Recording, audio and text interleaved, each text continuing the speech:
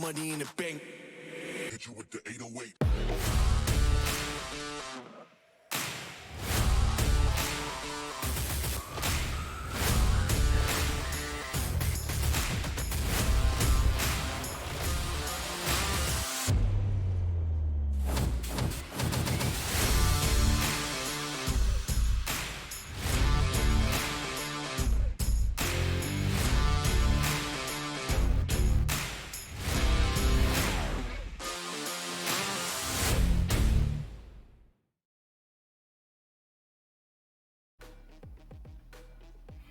And welcome back, folks, to the FSL Valorant Wildcard Valorant Game Changer Southeast Asia, where we have the upper bracket finals, Asteria versus Mad Army. Whoever wins this gets their slot into towards FSL Elite, the big end-of-year tournament with a bigger prize pool. But for now, I don't know, there's a little bit of technical issues here and there, Key.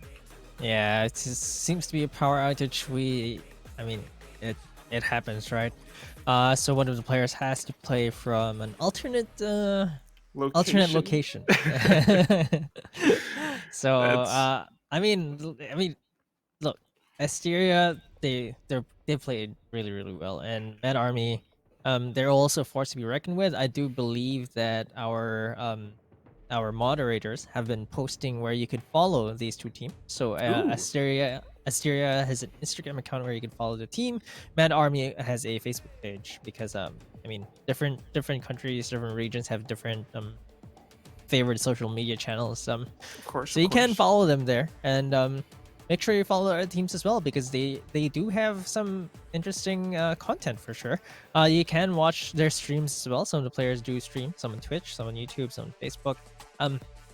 You could just check out their the team socials, and then there you can find the player socials as well, because really supporting these players in and out of the game is the key to really empowering these players. And for VCT Game Changer Southeast Asia, that's what we really want to see.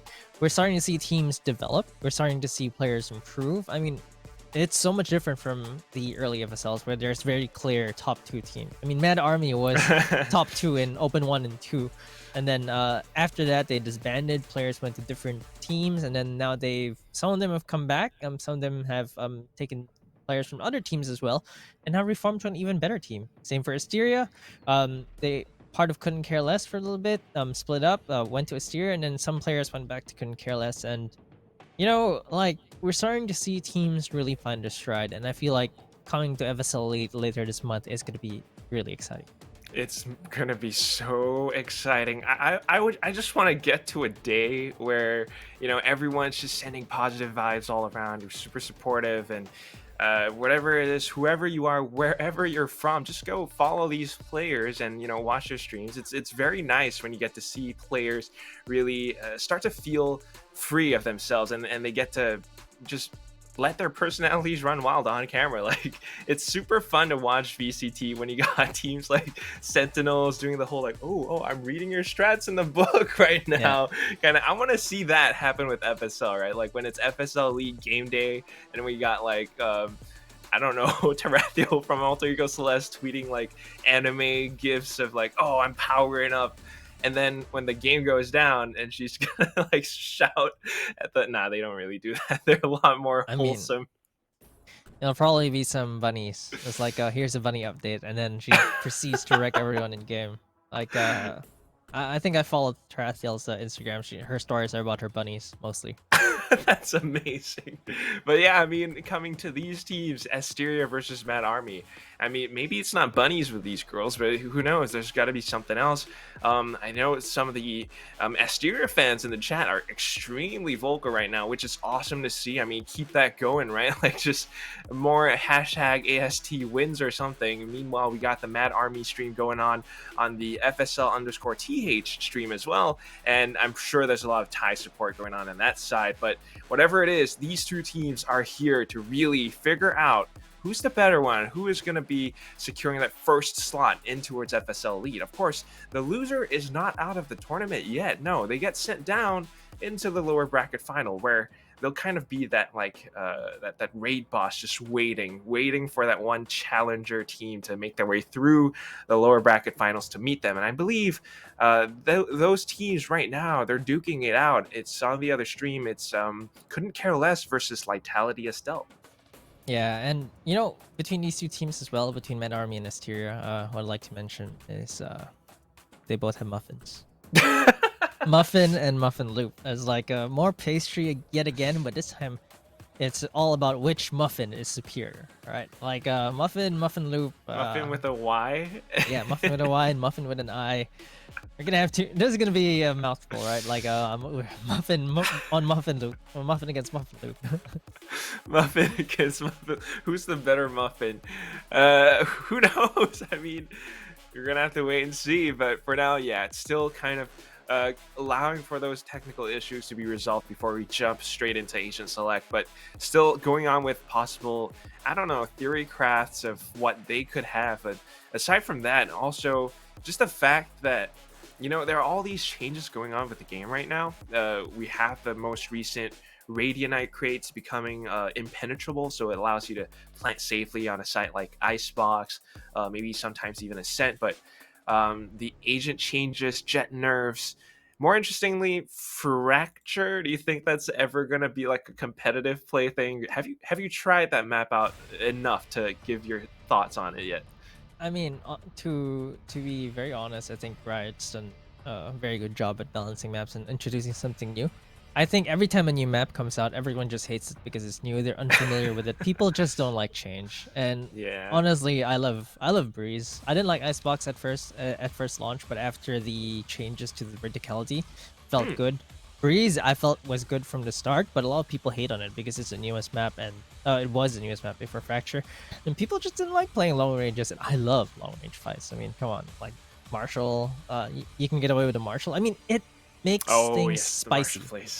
Like Viper has had a resurgence because of Breeze as well, and I think Fracture is also a Viper map because reusable smokes is really where it's at, and we'll really have to see what the teams really feel about it, because honestly, the maps feel pretty balanced, and it is just something you just have to play differently. And I think that people need to embrace change. That's what will make the game exciting. That's what will keep the game spicy.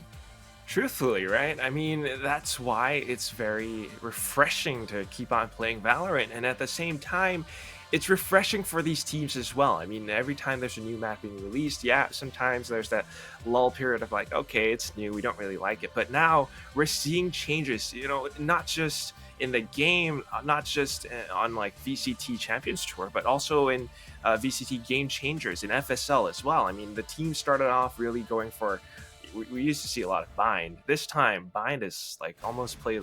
It's like a C tier map at this point. Nobody likes Bind anymore. Nobody likes Bind anymore.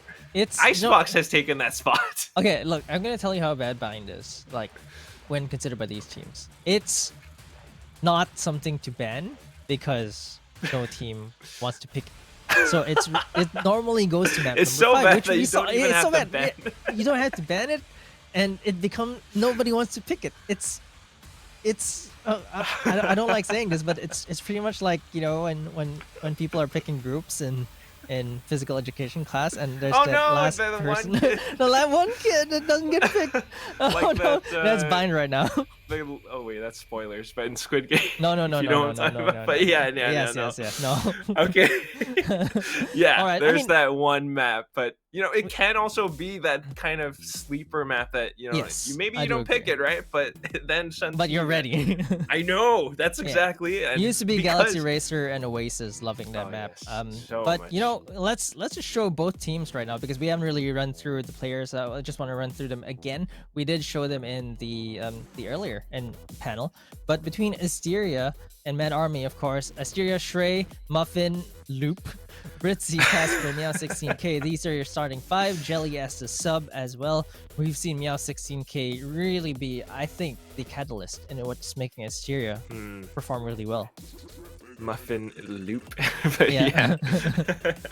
it's truly an incredible roster because they kind of balance each other out. But here it comes, it's Mad Army, and they've got their own interesting spices as well. I mean, we got Muffin with a Y, no loop, and then we've got Anko followed by Ginny, Nongploy, and Baby TZ, who was topping the scoreboard as a Cypher on their previous game. Yeah, she dropped 35 on that Cypher. Absolutely amazing. And they are really good players as well, so it's gonna be really scary. And I really want to see we're starting to see teams develop their own playstyles, right? And it can, just because a team has a specific is good against one team, it might not be good against another. And the playstyles might clash as well. So we're gonna have to see whose style prevails in this best of 5. Right, because it's Valorant. It's not like in competitions like these. It's the power rankings aren't exactly, 100% clear. Yeah. You're not gonna have just Sentinels at the top all the time just because they beat a team like, I don't know, G2 once doesn't mean they're gonna be able to beat them all the time. And that's why Asteria versus Mad Army. Yeah, we see Asteria performing really well against Come Heavy Hearts. We see Mad Army, managing to win when it seems almost unwinnable against a team like Vitality Estelle, who, by the way, have improved by leaps and bounds since the first FSL as well. When it comes to the game and they're playing against each other, anything can happen. So it really comes down to how they play, how they're feeling on the day itself, because sometimes you have off days. It happens. Yeah, and what I would really want to bring up here is like you keep talking about teams improving, and I think that's what you really want to see. That's what FSL is about. That's what VCT Game Changers is all about. Seeing these teams improve, giving them a platform to really up their skills, showcase what they're made of. We're seeing teams improve. The scariest one is Alter Ego Celeste, of course. We did not just see them stay on top, which is the hardest thing to do, by the way. But they've also gotten stronger and stronger each time. And now that some teams have had the chance to retool for a wild card, I think that's also something interesting, because FSL Elite is going to be a mixed bag yet again. I mean, some of the teams have gotten better. I believe Nigma Galaxy also have switched some players out, and every single team is just improving in their own way. Agent selections, map picks, those are all, throw that all out the window when it comes to Elite, because every team is going to be ready. It's a non-stop, constant innovation from every single player, not just from the current teams that we have right now, but also the teams who basically have already secured their spots in FSL Elite. And those girls are already up there. They're probably watching the game. If not right now, they're probably going to study them at some point, and that's what kind of scares me, because Alter Ego Celeste, they're that team that can always change things up. I mean, we just saw in FSL Open 6, they had a crazy, what was it, triple Sentinel lineup. Even couldn't care less, a team that just played yesterday, also trying interesting things. No duelists. You got Sentinels, you got Initiators, you got a controller, and that's about it. And it's something that keeps the game fresh. It's always fun to watch, but for Mad Army, just because I haven't really seen them, again, I going through their roster, they're made of like all these different Thai players, all these different girls who used to be from different teams, and now they have a new player in the roster as well, Ginny. I'm not sure if she's the IGL, perhaps she is, maybe one of the admins can confirm it for me, but I still remember players like Muffin, players like Anko. Muffin often kind of supporting the team with her own maybe initiator setups and whatnot, but I remember you would have games where Anko as Arena often leaves her team and goes on her own journey, being like this really deep lurker that can surprise players.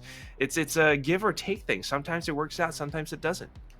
Yeah, and we'll really have to see, because the teams are getting ready. I believe they are ready, Oh. and we are going into map number 1, Agent Select.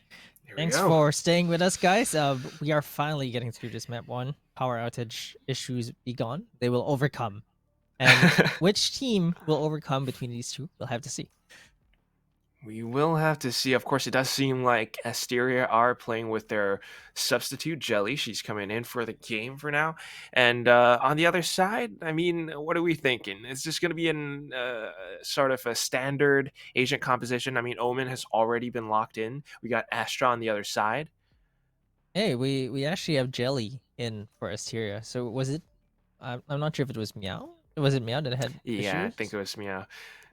Maybe, yeah, Meow with Yeah. the power outage, and Jelly's going to be the substitute. So slightly different, right? Because normally Meow would be the duelist player. This time Jelly going in for Sage. So double Sentinels, but on a map like Ascent, maybe you're starting on attack, but defensive side should be strong. Hey, it's the vanilla lineup from Mad Army that I Yeah. mentioned. Omen, Sova, Killjoy, +2. Who And knows? I mean, it could Retro. still work. We're going retro. Yeah. For a serious side though, that's a lot of the explosiveness out. I mean, I didn't mean that pun to be honest, but Meow 16K, the way she played with Shrey on the Phoenix was absolutely amazing, and now they have to play a little bit differently. They don't have Raze plus Phoenix anymore. I think that they didn't pick the Phoenix because they didn't have the Raze anymore as well. That's why they have the Reyna so that she can top herself up basically when she gets damaged. True that, indeed. But from the other side, I mean, it might be that sort of classic standard year one Valorant agent composition, but it could work out beautifully against Asteria as well. It just it comes down to how they play. I mean, I could just picture interesting setups of, the Astra can help them stall. They do have a Killjoy, they do have a Sage, but they are starting out on attack. It might be difficult for Asteria to actually find their way onto sites right now.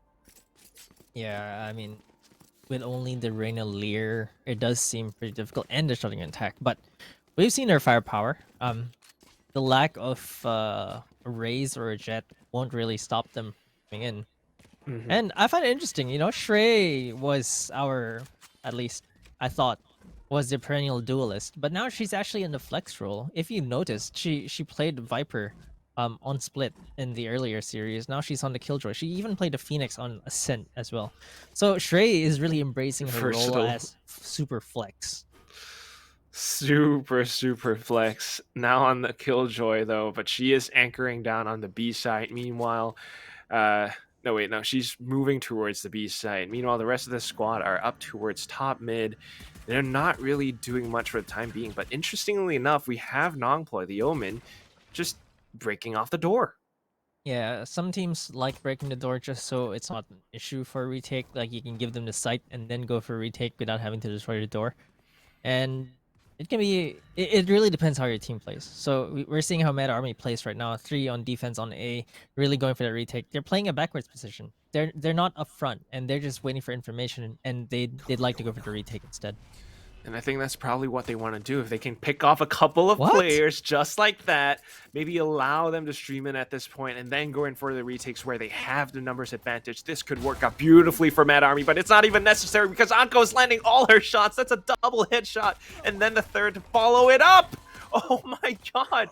Casper trying to stay alive, trying to get across safely now, but she's going to be met with a bit of resistance. Thankfully manages to get away and escapes barely with her life and the spike. Right now, it's up to Shrey Uwu to kind of hold the line while she makes her way down onto the B side, but and not suspecting Akko will be able to catch her square in the face. So it's Casper against the world right now, Marquis. Yeah, look, Uncle is definitely heating up, and look at this. Gonna be a 4K for her to start this match. And Uncle, look, I'm gonna say this, like they're not tired, they're warmed up.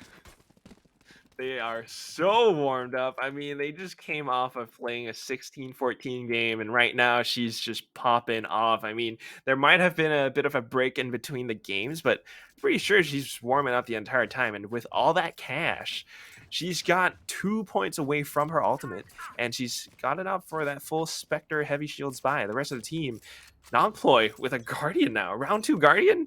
Round 2 Guardian? I mean, she's playing mid. I think that's okay. And Anko, oh no, she bites off more than she could chew. Drops the Spectre, only gets one. Casper gets taken up by Muffin though. The rest of the team should be funneling in soon. Shrey gets taken up by Muffin as well, who's already really low. Nongploy with that gun. Oh, Muffin! I don't need a gun. I just need a ghost. I'm good. Yeah. Who needs specters when you have a ghost and you're that sharp? Every single one of their shots coming in from A heaven right now has been so crisp. It's basically a sniper's nest at that point. If Asteria wants to break through A main, they're gonna need a little bit more because the current smokes and everything that they're throwing at them is just not working out. I mean, that round, the best that they could have hoped for was perhaps a spike plant, but they didn't even get close to that. So round number 3, and they have the full buy. How are they gonna make this one count? Yeah, they're gonna need to really figure out how to get into the site because they don't have the Sky, they don't have the Phoenix that they did in the earlier series. So Mad Army are really playing this well. I mean, besides that second round death from Anko, I think she really bit off more than she could chew there. I think she wanted to go for kill plus dismiss, but she immediately got traded. I think that they're playing really well in the defense, but we'll have to see this round number 3 because they're going to be up against Vandals now. But still, after those 2 losses, it really seems like Asteria are respecting the Mad Army. They've slowed down the pace a lot. We're down to the minute, and they're still just slowly creeping up. I think that's the Killjoy. She hears the owl drone, so right now just trying to check in case any player pushes up front, and that could be Ginny. But of course, we do have the Killjoy hiding over by the Cubby. Might be going in for a bit of a double peek right now, and that's going to be Baby Teasy taking Stray Uwu away from the roster. Gets the weapon upgrade as well, and this could be dangerous for Asteria. They're trying to push past Market, but they still got to worry about B main. They still got to worry about the rotates coming in from spawn.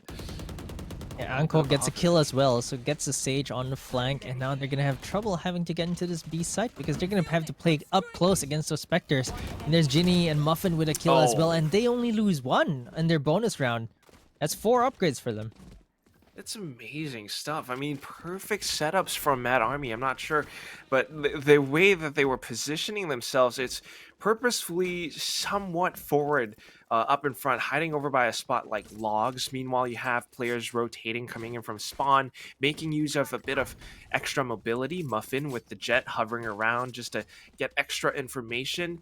They were able to play off of each other's contact, and Ginny, of course, hiding over by logs, was able to get the flicks like 180 back and forth to nail down the Asteria player. So now, with the bonus round, they got the economy, they got the guns. Can they have the marksmanship to stop this push from coming in? Anko this time around getting the dismiss away, and then Muffin coming into support with that one cloudburst. It stopped the aggression from Asteria. That's exactly how you need to play right now, with a teammate and being able to get that assist kill. Switches to the Spectre. way! Look at this weapon mastery. Anko is on a tear. A side is A for Anko right now, and there's no way they're going in. Muffin gets the final kill. Look, just Muffin and Anko trade like the 1-2 punch there in that defense. She dismisses into the support of Muffin in A side, and I think that's really the perfect way to play because as soon as she dismisses, she got damage done onto the Killjoy, tops herself up, and is able to get another kill with this. Look at the Spectre switch. Extremely heads-up play from Anko. And then, wow, Mad Army look really good right now.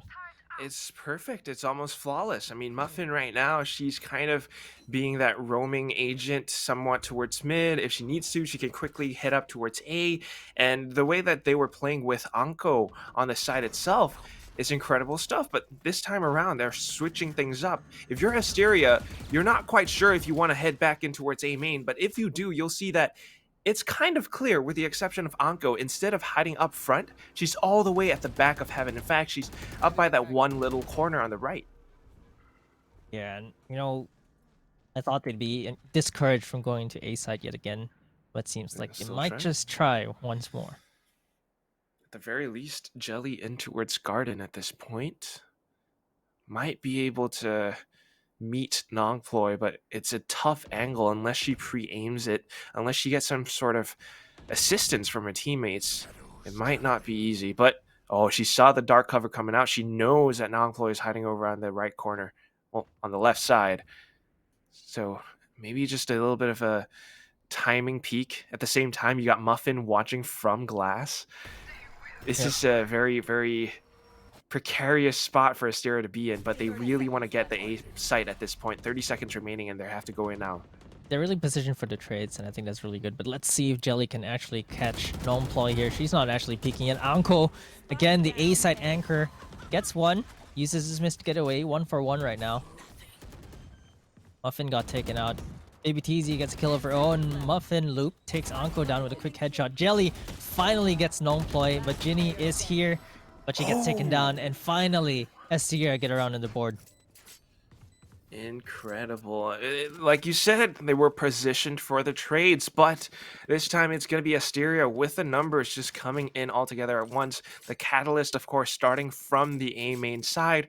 And then you got someone like Jelly, who was just so disciplined, hiding over by Garden the entire time. They did not know that she was there, and by the time they figured it out, maybe it was a little bit too late. Yeah, like at that point, I think that they probably played too far back. They lost too much control. I mean, it seemed like they wanted to go for the retake, but I think they just really didn't check their corners there. If no employee was able to take Jelly out there, I think it would have been a totally different round. Very possibly, but right now, Alt Orb being retrieved by Asteria's players. They hear the gunshots as well, so rotations coming in towards the A site. Meanwhile, you have Ginny as well as the Killjoy still on B. So it just comes down to how Asteria is playing this. But right now, the way that they're doing this, they're waiting for that one opportune moment, and then they go in together as a squad. The only difference is that this time around, maybe it's an all-out hit from A main. No one's coming in to support from Garden, from A short. Yeah, Anko is playing really far back this time around. I guess it's because she doesn't have big guns against smaller buy. And I think she's just playing it safe for the retakes, but it seems like Mad Army are going to have a wrong read here. Muffin is all the way onto B already. Oh, There's a no. lockdown being committed. It's not going to be a fake though, so it's going to be a full commit. Let's see if Anko can get a kill or two before she gets taken out. She just does get taken out, but Muffin with the updraft Blade Storm takes Jelly down. It's a 1-for-1 right now, and it's going to be a difficult retake. With all the smokes right now, Empress is also popped for Asteria. That's going to be Muffin Loop on that Empress. Yeesh. Oh no, and it's the turret as well. Muffin trying to find the hits at this point, but it's going to be difficult. Straywu will slap her down. And now it's up to the rest of the team as they try to stream in. They don't check the corner though, and then Muffin Loop is going to capitalize off that. Gets the first, not the second. And Nongploy has to do something. Unfortunately, she falls to Casper. So now it's the Cosmic Divide that divides Baby TZ from her objective. Unable to get on the site, the bomb is still taken away, and at this point I don't think she has enough time anymore. She's stuck, she's pinned down. Maybe take a couple of players down with her. She's good for one, but that's about it. So Asteria coming in with these executes towards the late sides of the the late sides of the round, they're actually able to make it work. A little bit costly though, perhaps. Yeah, it's quite costly, but Mad Army have built up quite an economy coming into this round because of the 4 straight wins. And don't forget that the fact that in the bonus round 4 of them lived and upgraded, that just really makes sure that they have enough cash up until now. Muffin on that operator again. Misses the shot onto Jelly, jiggles a little bit. There's the fake smoke. Finally takes Jelly down, who was greedy to double peek the op. I don't know who was greedier, Muffin or Jelly at that point. But Muffin takes another one. This operator is posing to be a very big problem for Asteria. Oop, Muffin spots one, does not get the flick. Muffin Loop with a quick headshot into Muffin. Amazing play from her, but Anko is gonna be here, the A anchor. Wait, is that why her name's Anko? Anko the anchor? Yeah. Maybe. She has been securing this A site the entire game right now. Still, Muffin Loop wants to break past it. Reina versus Reina. This time it's Anko who wins yet again. And of course, securing the 5th win for Mad Army. Yep, and Anko already 13 frags on the board. That's just really crazy. The total frags on Asteria's side is 14, and Anko has 13 by herself. She's been sharp the entire game, starting things off on the pistol, now on with the Vandals as well, hitting headshots all the time. At the same time, I mean, it really was Muffin who got the impact frags of that entire round. At first, starting off from the A-sharp position and then moving back in towards A. She might have fallen, but the damage was done. There's 2 players that she took down with her. This time, though, I don't know, maybe a bit of a wrong gamble. They tried to stack up on B, but as soon as they saw that, hey, not a single player from Asteria are in towards B main, they're all on A, let's rotate back. By this time, it's up to Anko to stop this. She tries to spray, she gets the third, and then Nongploy comes in with the double to help her out. I think Stopping the she was rush. really feeling a spray down. She could have easily dismissed there, but after the first one, she actually held a spray to kill 2 more. Eventually, she got taken down though, but you know, Anko really set anchor there. Doesn't even let them plant. And no, Anko, let Ginny buy for you, please. 8.2k on Ginny. She's rich.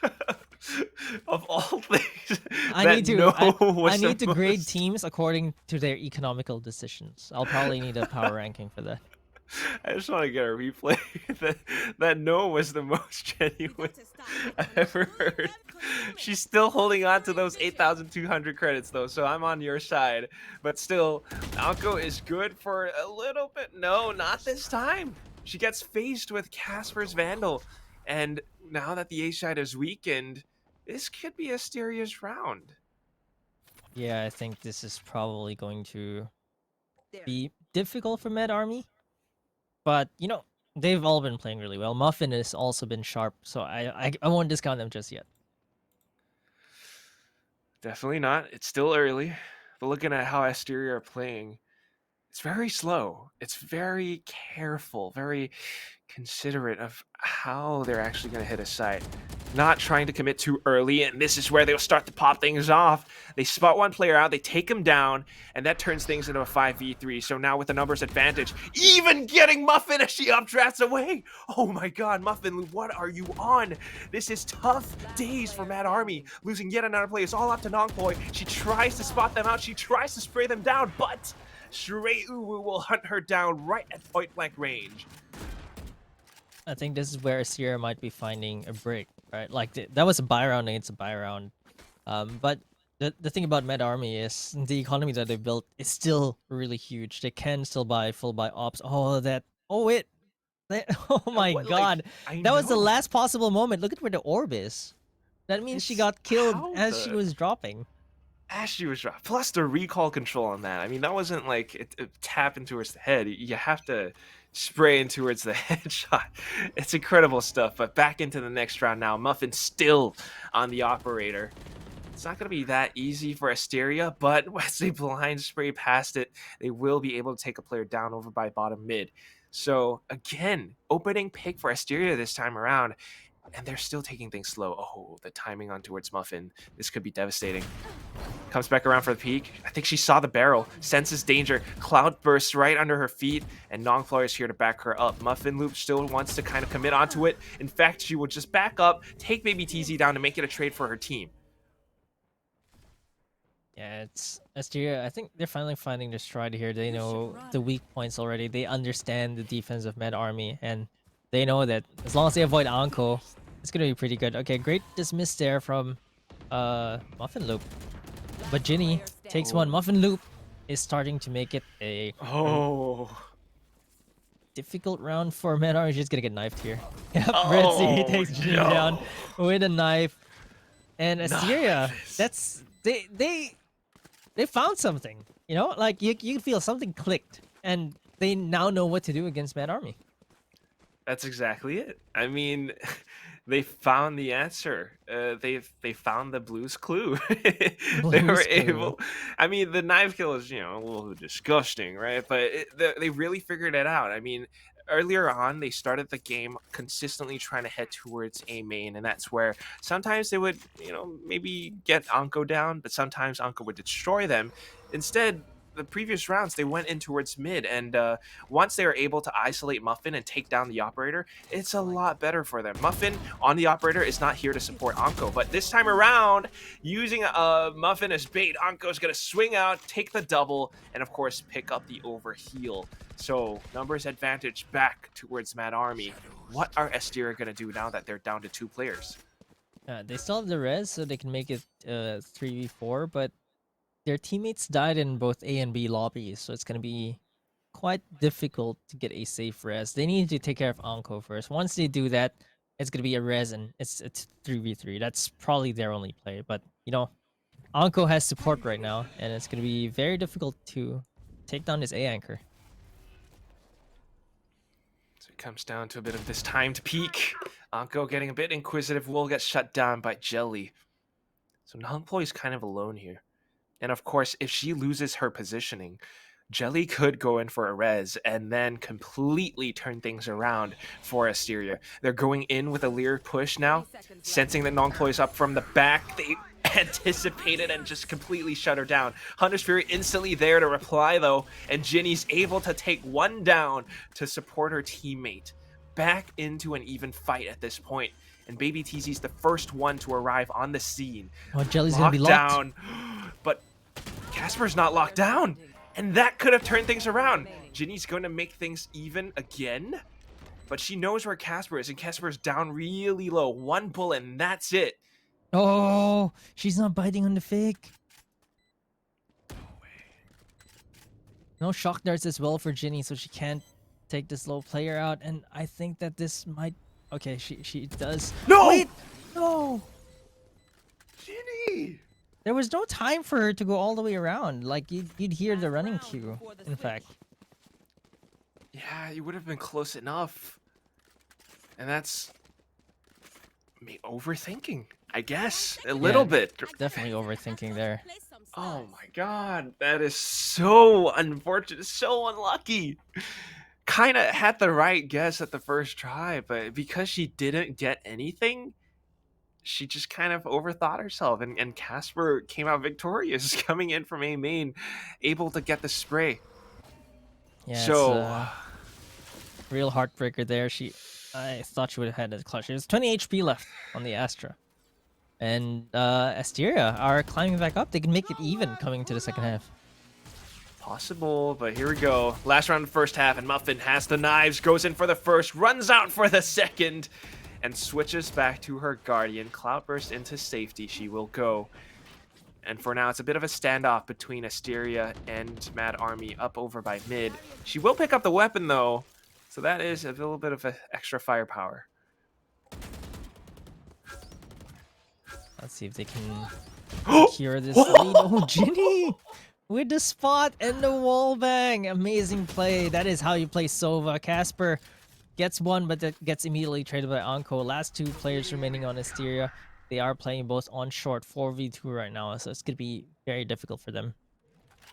If you were Jelly over by mid, you'd be so mad. She thought she was safe up over by that boosted wall. But Ginny's just a little bit smarter. Now Nongploy up over by glass, spots the player, gets the dig. She will be able to take one down with her. And that puts Shrey against 3 remaining players from Mad Army. Tries to back around the side, but doesn't expect Baby TZ to be hiding over by defender spawn. So at the end of the first half, it's Mad Army with an advantage of 2. Yeah, and honestly, I like Asteria's lineup on defense a bit more because they have 2 Sentinels, so they might perform better here. But at the same time, Mad Army also have the Jet, which is better for getting to the site first. So it really boils down to the strategies and the executes here. Anko, though, 19 kills already on the board. That's absolutely amazing play from her. I mean, she's been starting things off this way since the pistol. Sometimes a little bit tough anchoring down the H site, but she's still able to, get a couple of trades, and it really helps her out when she has a player like Muffin to back her up. So I think if they have the executes, actually, that's not what they're going to do, because Anko is always trying to go for her own little lurking journey. Meanwhile, the rest of the squad in towards maybe B lobby, B main right now. Meanwhile, Anko just up over by top mid. But looking at how Asteria's players are positioned, they're very defensive. It's a little bit different from what we saw against Komorebi Hearts. Yeah, they're respecting definitely Mad Army. They are on the back foot right now, so they can't afford to get punished for just random acts of aggression. Jelly with a quick wall immediately gets taken down. Britzy is gonna be here to support her, and Mad Army are thinking twice about going to this B side. Still, though, the panel has been broken, and Muffin is getting a little bit curious. Goes back in for a little bit of a peek, spots one player out, but sustains damage instead. Still, though, the sonars is going to give them a lot of information. And finally, the Nanoswarm to push them Oh, no, back a little Shrey. bit further, hold it off. And Unko, the lurks will come into full effect. She takes one player down. And of course, the advantage goes over to Mad Army. Spike getting planted as well. Yeah, and Anko got lucky with the timing there. Shrey just looked away as she peeked out. And she takes Muffin Loop down as well as she crosses into Market. And okay, she's not ready for this. Casper is going to take Anko down. Still down to 2v4 though. Mad Army have set up their defenses. There's 4 players. Casper gets taken down. Nomploy also takes Britzy down. And it's going to be 8-5. Mad Army take the pistol round. I love this. I love this play from Mad Army. I mean, that's their strategy.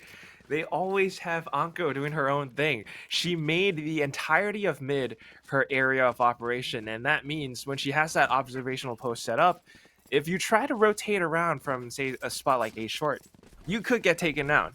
And after that, because she's still hovering over mid, if you try to walk in towards Market, you get cut off. And that just either stalls the retake for as long as possible, or it just makes things even tougher. And right now, it's Asteria going for a bit of a gamble on the A side. They've completely stacked up on the opposite side of the map. Muffin goes in, calls the entire site clear. It's like, hello, is anyone home?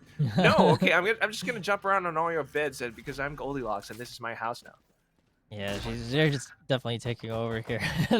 Goldilocks is gonna plant the spike, and you know, Asteria would have been a good gamble if they went to A, but of course, it's a 50-50. It's an eco for them. It's gonna be okay. Shrado takes Muffin down. Anko gets one. Immediately swings to the defender spawn. Gets to immediately overheals. It's all up to Muffin Loop. A classic in a dream. 1v4. Is it going to be classic? Is it going to be classic? It's Nope. going to be Anko's classic.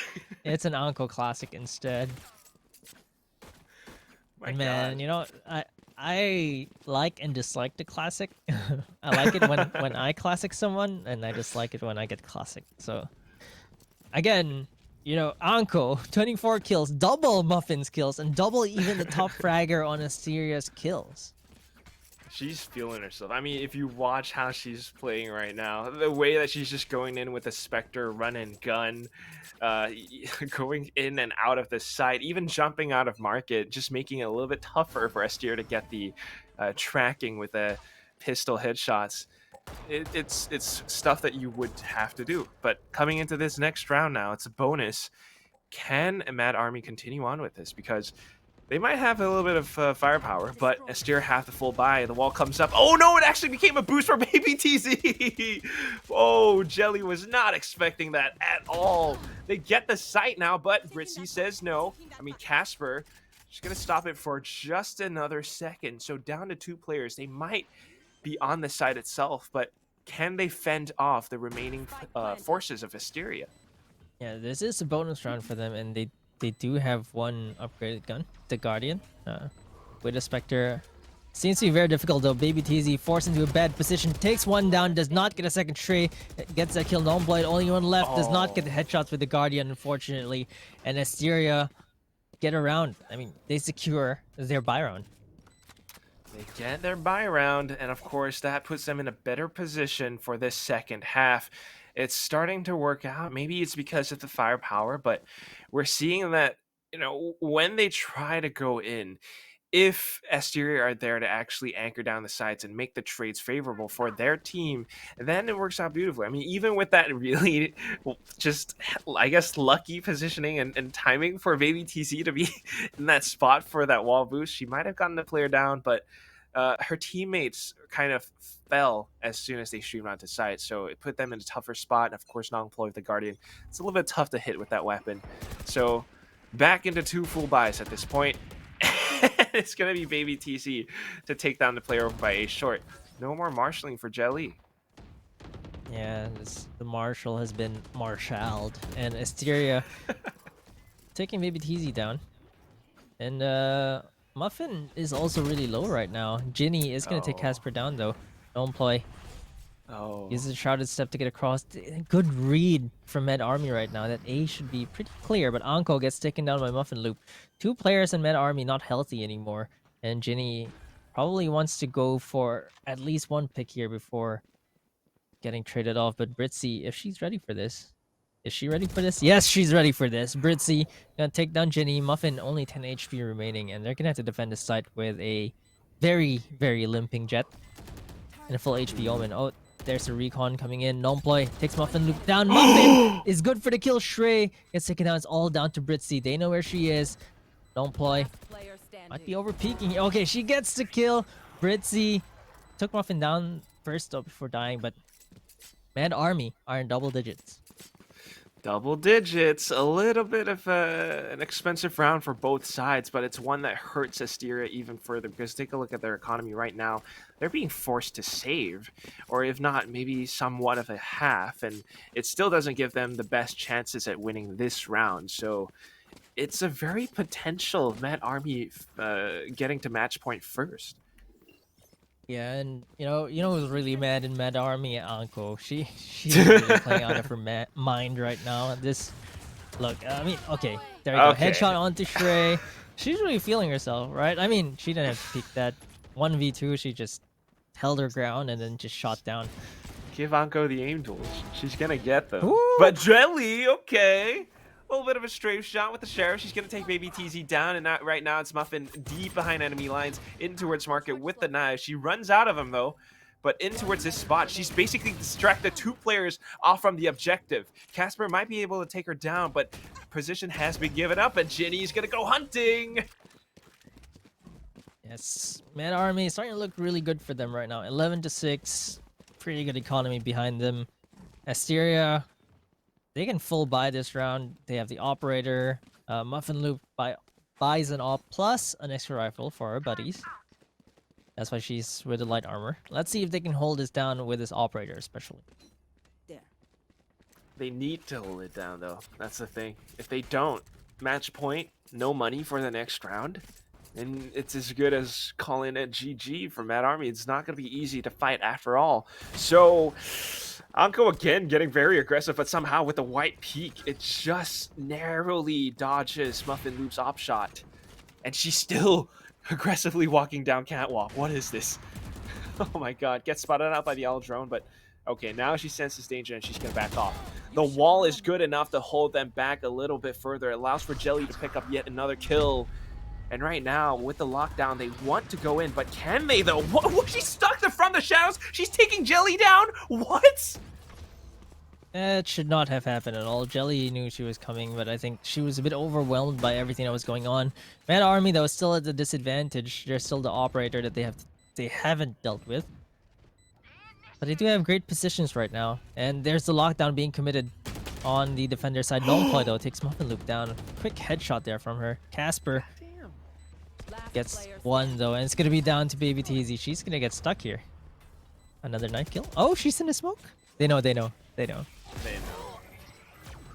Okay, a little bit of teamwork and a retake execution from Asteria. They came in from Heaven, they came in from Garden, and I think Mad Army were just a little bit too frazzled, a little bit distracted. They had all that utility coming into play, the lockdown, the from the shadows. They managed to take control of the site and get the spike down, but holding it post-plant when the site just isn't quite fully secure and you got Asteria already rotating that fast, it can be a little bit difficult to defend after that.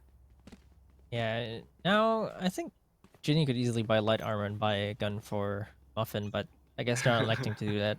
I mean, it's also fine because as long as your Jet picks up a gun from someone else, that could also work out.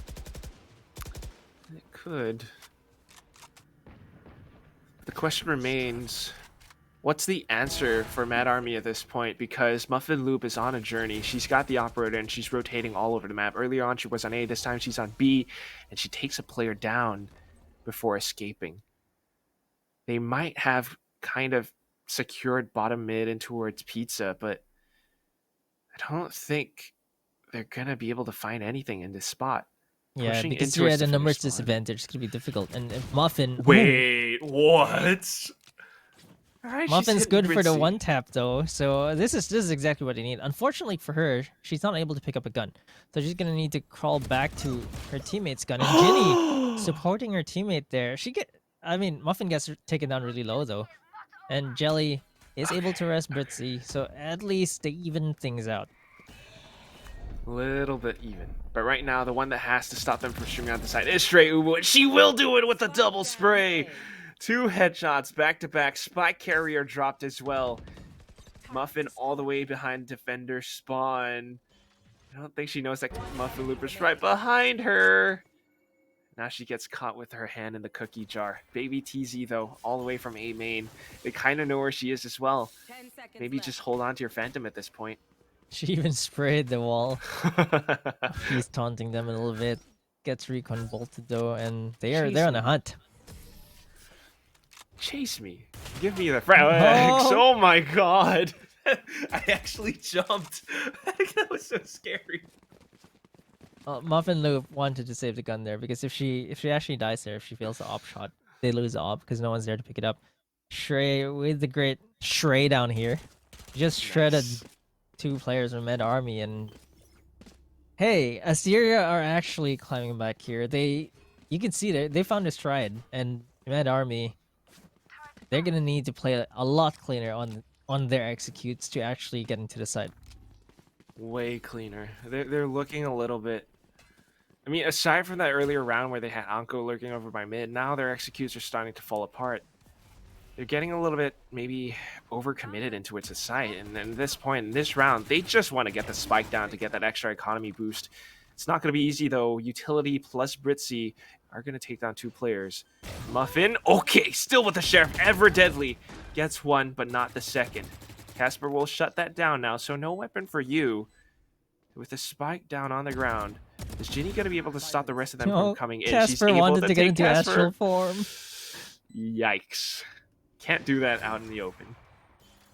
I guess she thought she was safe, but Jelly with a quick one tap on Ginny non-ploy takes Britzy down though. Also is able to take Jelly down to a 1v1 right now. Muffin Loop. Is she gonna stick this? Oh, she does a half. Jiggle peek, great jiggle peek. Oh god. Non-ploy. Oh no! Oh. Jiggle peeked a bit too wide there. Non-ploy. Bit overly ambitious there. Muffin Loop with a great play. That kind of came down to like a little bit of angles because exactly. Was it? Yeah, Muffin Loop could have like stepped out over to the side just to get a better angle of where Nongploy was jumping from. So yeah, no, she stepped towards catwalk, and that allows you a bigger angle. Nongploy wasn't ready for that angle switch. That's why it looked extremely wide. But to Nongploy's point of view, where Muffin Loop actually was, it was a very tight jump. She thought she was still behind the Radiant crate. Yeah. So it's one of those things, and this is where I'm saying, oh god, it's. I mean, Asteria are feeling a little bit more confident as well right now. They're making some plays with the Sage Wall boosts and whatnot, but once they get that bit of information, look at it. They're stacking up on the A site.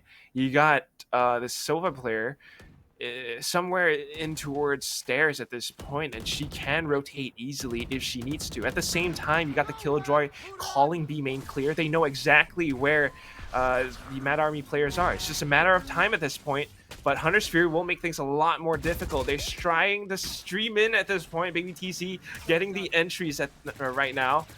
They're pushing past A main. All they got to worry about at this point is Garden. With how does this actually happen? Now there's a Hunter's Fury also being committed. It's gonna miss one. Uh-oh. Misses the second as well. She's not getting pushed yet though, so she's gonna be fine. So I think if she actually got Baby TZ, would have been great. Alarm bot spots the flank out, so they know where both enemies are. Baby TZ gets spotted by the drone. The recon bolt is coming in as well. And there's a lockdown being committed. They do want to secure this around Med Army. They want to stop the bleeding. They're shooting. Oh, Baby TZ, unlucky swing there. Swings as the lockdown is being shot, and Ginny takes Britzy down, all up to Shrey, who gets taken up by Nongploy, and Mad Army are in match point. Mad Army. I'm a little bit confused because they managed to make that execute work when it comes down to it, and they have it well timed. They coordinate their abilities, the leers, the dashing in. Once all that comes into play, and they manage to make Asteria's anchors on the A site feel as uncomfortable as possible, they're able to take the site down. Even with the information that Asteria gathered. I mean, you had the wall boost. You had Shreu pushing in towards B main to call it clear. They knew where the Mad Army players were, but they were unable to respond well enough. So it's incredible stuff from Mad Army. If they can keep up this momentum, to keep up this pace of going in hard and heavy, Asteria might just be the loser of this first map. Yeah, if Mad Army can keep this up, I think they can pretty much secure match point. Muffin, deadly with the knife. Finally, we put an end to which Muffin is superior as the knife gets into Muffin Loop's head. Ginny also takes Shrey down. Now it's a 3v5 retake. Anko makes it a 2v5. And for Asteria, they don't even have the rest here. They're gonna have to pull off a miracle. Ooh. No Raz, no nothing, but Jelly at the very least will be able to get one kill. Cosmic Divide is available as well, but I don't think it's going to be enough for this situation. They got way too many duels to work around. And how would you split a site like this at this point? You got about 30 seconds remaining. Casper's evening up the odds, but not expecting Ginny to be hiding over by logs, plus Nongploy all the way at the back of Boathouse. They will be able to secure those duels, and the first map win goes to Mad Army, 13-9. Almost came close. Asteria almost coming in with the comebacks, but yeah, I mean, with a end of the first half at 7-5, it's just a little bit difficult. Yeah, and Anko also on a tear. It's just really difficult when someone's popping off like that. 27-15 on Anko. And I think for the side of Asteria, they probably did not expect Meow to have the power outage, right? Like they're playing with their sixth player. Not to discount Jelly, but Meow was very clearly overly aggressive duelist, and now they have a Sentinel to substitute. That changes your playstyle. It's more of the playstyle difference that I'm really getting at here. They're not able to play as aggressive as they would like, but they still kept up. 13-9, even with not having one of their main players actually play. Oh look, Meow 16K has joined the party. Yep, maybe that'll change things for the next map. But for now, I mean, it is still incredible stuff from both sides. But of course, Mad Army just triumphant for the time being. This was Asteria's map pick, and we're moving in towards Icebox on the next, a map where maybe both sides are comfortable. I'd say Asteria are very good at Icebox. So if they want to turn things around, they're gonna have to. I mean, it's like home court advantage, right? Map picks are sort of like home court advantage, but Icebox is also Asteria's map. So it's really hard to say where these maps are going because Mad Army and Asteria play very similar maps, I'd say. And of course, I'd just like to remind everyone, Bind is the unloved child right now. Just to remind everyone, Bind, we don't like you. Yeah, I mean, like, Split, bannable. Bind, who cares? Who cares? I don't know. I'm still keeping that, just it could be the sleeper map that decides whichever team wins because maybe you don't ban it, but maybe one of these teams just happen to be better on that side if it really does go down into the fifth map. But for now, it's really tough to predict. I'm not too sure what to say about Icebox just because both sides happen to be good at this. They have similar map pools. Yeah, and we're gonna have to see what this best of 5, the rest of this best of 5 can bring us after short break, because we and the players are gonna be on a short break.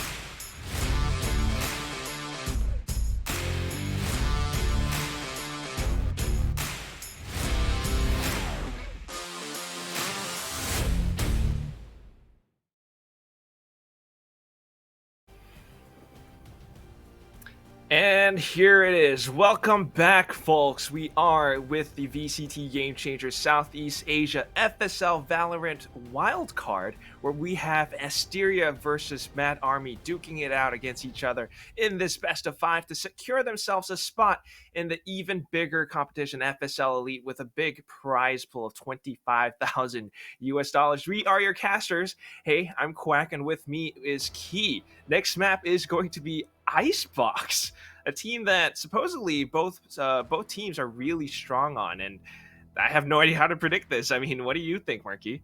I mean, it's gonna be really hard to say. There's a few changes here. Number one, this is Mad Army's map pick, right? But Asteria are also historically known to be very good at Icebox, and they're picking the defensive side. So Asteria, most of these teams tend to favor the defensive side, but we've seen both Mad Army and Asteria do pretty well on the attacking side as well.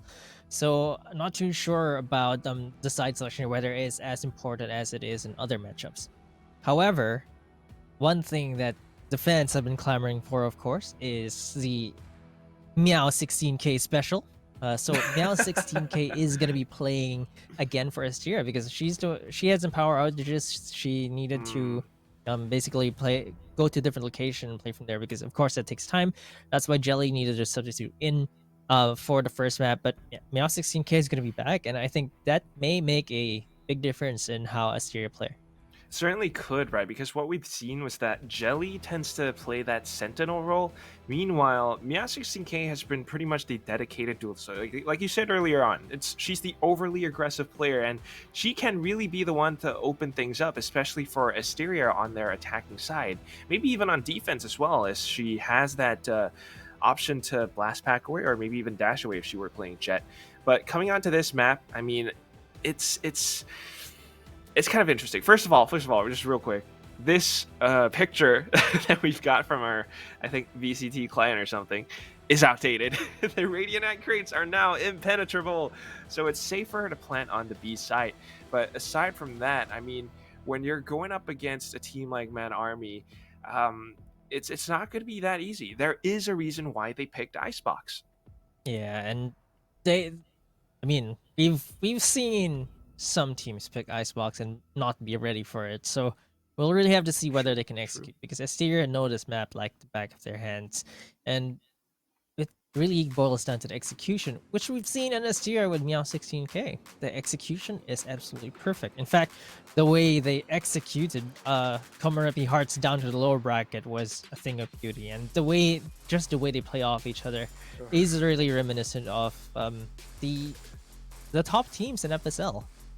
It really is. I mean, they look so prepared when they were playing against Komarebi Hearts. All these different contingency plans, all these different strats, the way that they almost, whenever a player falls, there's almost instantly a trade. And that's something that we said before about a team like Alter Ego Celeste. But again, you know, we talk about Icebox a little bit here and there. I just want to put things in perspective real quick because coming in from the group stages, Asteria didn't drop a single map. They were in Group A. They played against two teams. And for both games, the map was Icebox, and both times that they played, they basically steamrolled their opponents. It was 13-4, 13-5. That's how good they can be on Icebox. Was it a mistake for Mad Army to pick this map? I'm not sure, really. Like, they have to be really ready for this. Maybe they want to get it out of the way. Maybe I mean, no, that's typically not a good strategy, especially when you're drafting maps, right? But maybe they have something. Maybe they want to break Asteria's confidence. Like, maybe that's something they really want to do in a long best of 5 series. Maybe they wanted to get into Asteria's heads, like they're getting into ours right now. Maybe. I mean, they're definitely in my heads because I'm like trying to think all over the place. But we did mention, like, Meow16K, she is playing from an alternative location. I mean, it's really unfortunate when that kind of stuff happens, but, you know, it is what it is sometimes. You got to do what you can do. Do you think playing from an alternative location kind of, is it a debuff or is it sometimes a buff? Like, I know that some players need to have a very specific setup. Like, they need their keyboard a certain way, their mouse pad a certain way, just enough space, monitor, specific distance. Some go even the the distance and in measuring how far the Measure monitor is, right? Like yeah. from their eyes.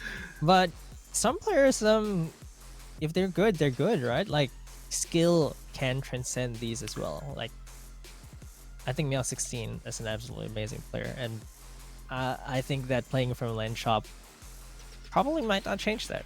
I mean, she probably brought her whole peripheral setup. With her, yeah, so at the very least, she's comfortable with her mouse keyboard and mouse pad and headset. It's like, hey, Landshop, I'm playing in a tournament right now. You need to give me all the privileges you can Yeah, possibly get. clear the rooms, like the Clear VIP the rooms. rooms. Give me the VIP. Let me set everything up, and you just like open up your briefcase. You got like a special keyboard and mouse. Oh, I love like, that. I'd imagine those gigantic cello cases or guitar cases with like slots for your mouse, keyboard, headset, and mouse pad. Like, I think that'd be amazing. You know how? Like, yeah, you just open it up and it's like gamer gear inside. Now I want to have something like that. I gotta go buy one of those. You could. You just get a case. You get foam and have someone cut it out. Right, like. That's really how to go. Smart for a keyboard. That's how you travel as a gamer. But just diving into how Asteria, the way that they play on Icebox real quick. Same-ish agent composition that we've seen so far. It's, of course, with the addition of Meow16K right now, is the fact that she tends to play that duelist. And on Icebox, she tends to go as Jet. Of course, Muffin Loop will be there to back her up as the Reina, and then Shrey Uwu, kind of the dedicated controller, almost always Astra, Viper, something along those lines. Earlier on, if I'm not wrong, sometimes she was Sentinel. Yes, sometimes she can be very versatile, and that's the funny thing. But on the other side, I mean, no discredits to Jelly or anything at all. A Sage is still a very useful pick for a map like Icebox. And to fill that out, I think this time it's going to be Casper, because that's what they've played in the previous games. Casper will be going as Sage, and then Britzy as Sova. So that's the kind of composition that they're going for. You've seen Britzy on either Sova or KO so far, really dedicated initiator role. I guess if someone is going to be playing the Viper, it is going to be Shrey, I suppose. She played the Viper as well in Split, while Casper played that Astra. Since Astra doesn't really do so well here, the Sage is going to be that pick. And we are going into the agent selection. I mean, we started predicting things already, but it seems like it's going to be Meow16 on the Jet.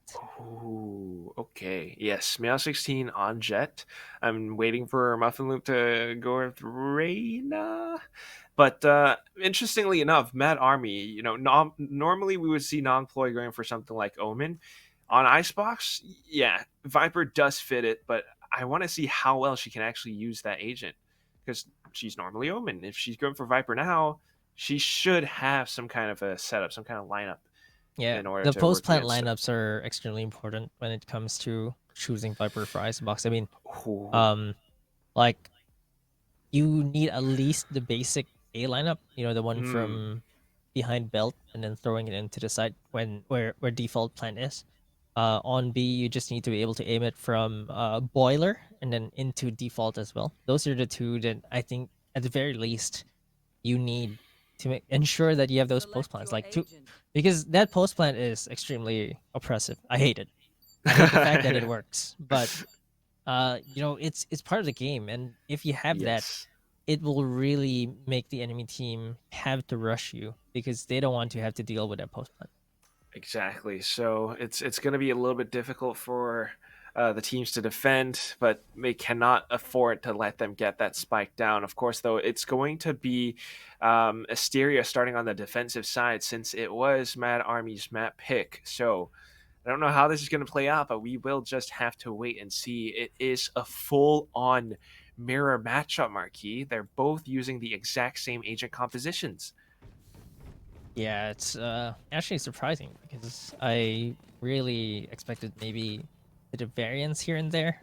But I guess this is pretty much the lineup for a lot of teams on this map, right? Like, maybe Viper. Potentially switch a duelist out for another Sentinel is what we normally see. We don't see two controllers in this map. Reina is particularly good because she can easily dismiss out of a lot of corners. Icebox, especially on A, has a lot of corners. On B, if you play it well, you can take advantage of the corners on the planting area as well. On the other hand, the Jet is also important because you can get up to middle tube, you can get up to spots on screens, get up back up to rafters without having to go through ropes. The verticality just helps a lot, and these two duelists really excel in Icebox. Absolutely. But for the time being, it is a little bit curious. Asteria have backed off of A side almost completely, save for the toxic screen, but right now the executes are coming in. Anko's lurk this time will not be that effective, but her team is already on the A side, and the spike should be getting planted fairly soon. Yeah, it's a 4v5, but they do have the time, I would say, positional advantage and the time advantage, but it seems like there's going to be no flanks at all, so let's see if Ginny can actually be effective here. Essentially, it's a 3v5 right now. Muffin misses the shots, does not take anyone down. Casper takes her down. Muffin Loop gets another kill as well. It's now down to a 2v5. Nomploy gets a kill of her own. Let's see if she actually has the lineups for this. I don't think she has the snake bites. Nomploy gets one, but Casper trades her immediately, and Asteria just take round number 1. Amazing retake from them. There was a Sage Wall up as well, and I think that blocked off the route for the Mad Army players to come back in to defend the spike. So, I mean, well played. I don't know if it was a little bit of a mistake from either side, but Asteria's plan worked out. There is a reason why Shreu basically let them in. She had the toxic screen. She had every single bit of utility at the ready. And then it's just a matter of, you know, taking Anko down, going in for that full 5v4.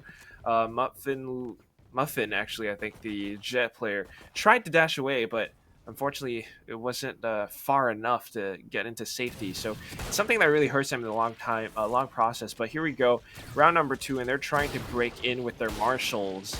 It's not going to connect just yet, though. And with the information given away, Muffin Luke capitalizes off of it, gets a double shock dart on towards Muffin as well. 2 players remaining for Mad Army, and I don't think they're going to be able to find much. Yeah, they're just not equipped right now for this fight. Muffin Loop, already a triple kill from her, and Nomploy. It is a forced buy from them, though, so... Costly. 4 kill for Muffin. You got some players on the Sheriffs. Some of them had the Marshals. Well, we had Spectres on Asteria's side, but non-ploy with a second round Guardian again. Yikes. It didn't pay off, so now they're going to be forced to save yet again. But Asteria, 4 kills like you said. She has her Empress now. Yeah, Muffin Loop. With that Spectre against the Sheriffs, though, if they can take the range fights, they might be able to get something out of this round. I've seen many teams just find holes in the defense just because they're forced to play a different style. You know, like you're playing pistols, so you're playing extremely aggressive, and it can work out against Asteria if they're not ready for this. That is why they're just lurking in their position. Oh my gosh, Shrey, she's got the lineups. No plant coming in yet, though. So at the very least, it's going to burn time off the clock, and that allows for Casper to find one, but Muffin goes past it. She gets one as well. But it's not going to be enough. Instant replies from Asteria. Ooh, Ginny. A nice little flick, but not expecting Muffin Luke to be coming from the back. 3-0, the perfect start for Asteria. And this really shows us why they are that dominating team on this map, Icebox. Yeah, I like how she just drops down, takes the Sheriff, and immediately gets a kill with that headshot. But hey, it's time for a buy on the side of Mad Army. But hey, look at Asteria, already operator on the hands of Meow 16k. She even need it though, but oh, well, you gotta love this positioning. As a Jet, it's that much easier for you to do it, and you get to play the Sniper's Nest spot. Cloudburst, it's gonna be a safe little moment, but she saw the head, backs it off, and calls for her team. You can see that 3 stacks are already on the A site. Alir might come in at this point, but it hasn't been easy at all for Mad Army to find their way just yet. This will definitely do it. They take the operator down, but they still got to deal with 2 more players. Muffin Loop and Britzy, they are on the site. Wall comes up, Spectre sprays go through, but it's not going to be enough. Baby TZ will answer right back at them. Tries to heal as she sees another player. Needs to dance between the walls for a second, but not enough ammo. Her teammate comes in to make a trade, though. Casper down to 9 HP, has to back off. She gets shot, and all that's left is Shreu with nothing but her Marshall. Yeah, not the best gun, especially in a 1v3. Like, you'd have to really pull off some really crazy headshots here and take 3 1v1s. But the headshot actually goes to Nongploy instead with that Vandal. And for Mad Army, you love to see it, right? Like, Asteria get punished for buying that operator. Mad Army actually pick up the operator on their own, but you can't discount Asteria just yet. They still have the economy to buy here. That was an extended, Exactly. I would say, extended bonus round for them. They love to call it because they actually won their bonus. But the operator again in the hands of Meow 16K, but Muffin has an operator of her own. So, operators on both sides. What's going to happen here? It does seem like Meow loves to anchor down on the A site. Meanwhile, Mad Army, of course, being on the attacking side, they get that freedom to choose how they want to approach it. But that toxic screen from Shrey in towards B Garage is going to be a little bit more difficult for Mad Army to break past. They're going to have to spend some utility just to push out of that toxic screen. And spending that much utility it's gonna maybe cost them a little bit extra. Yeah, I like this much better than the horizontal screen that I've seen from a lot of other players. I think I'd just like to say this one really blocks all the way up to yellow.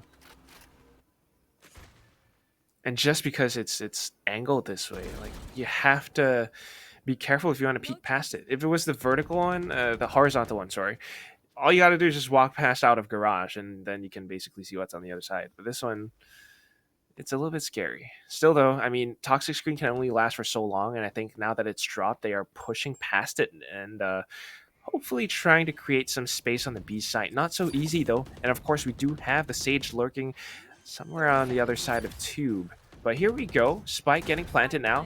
And because the Snakebite wasn't the exact same lineup, it allows them to get the plant just right at the edge of it. Baby TZ with the boost up onto Tube. She's able to find one.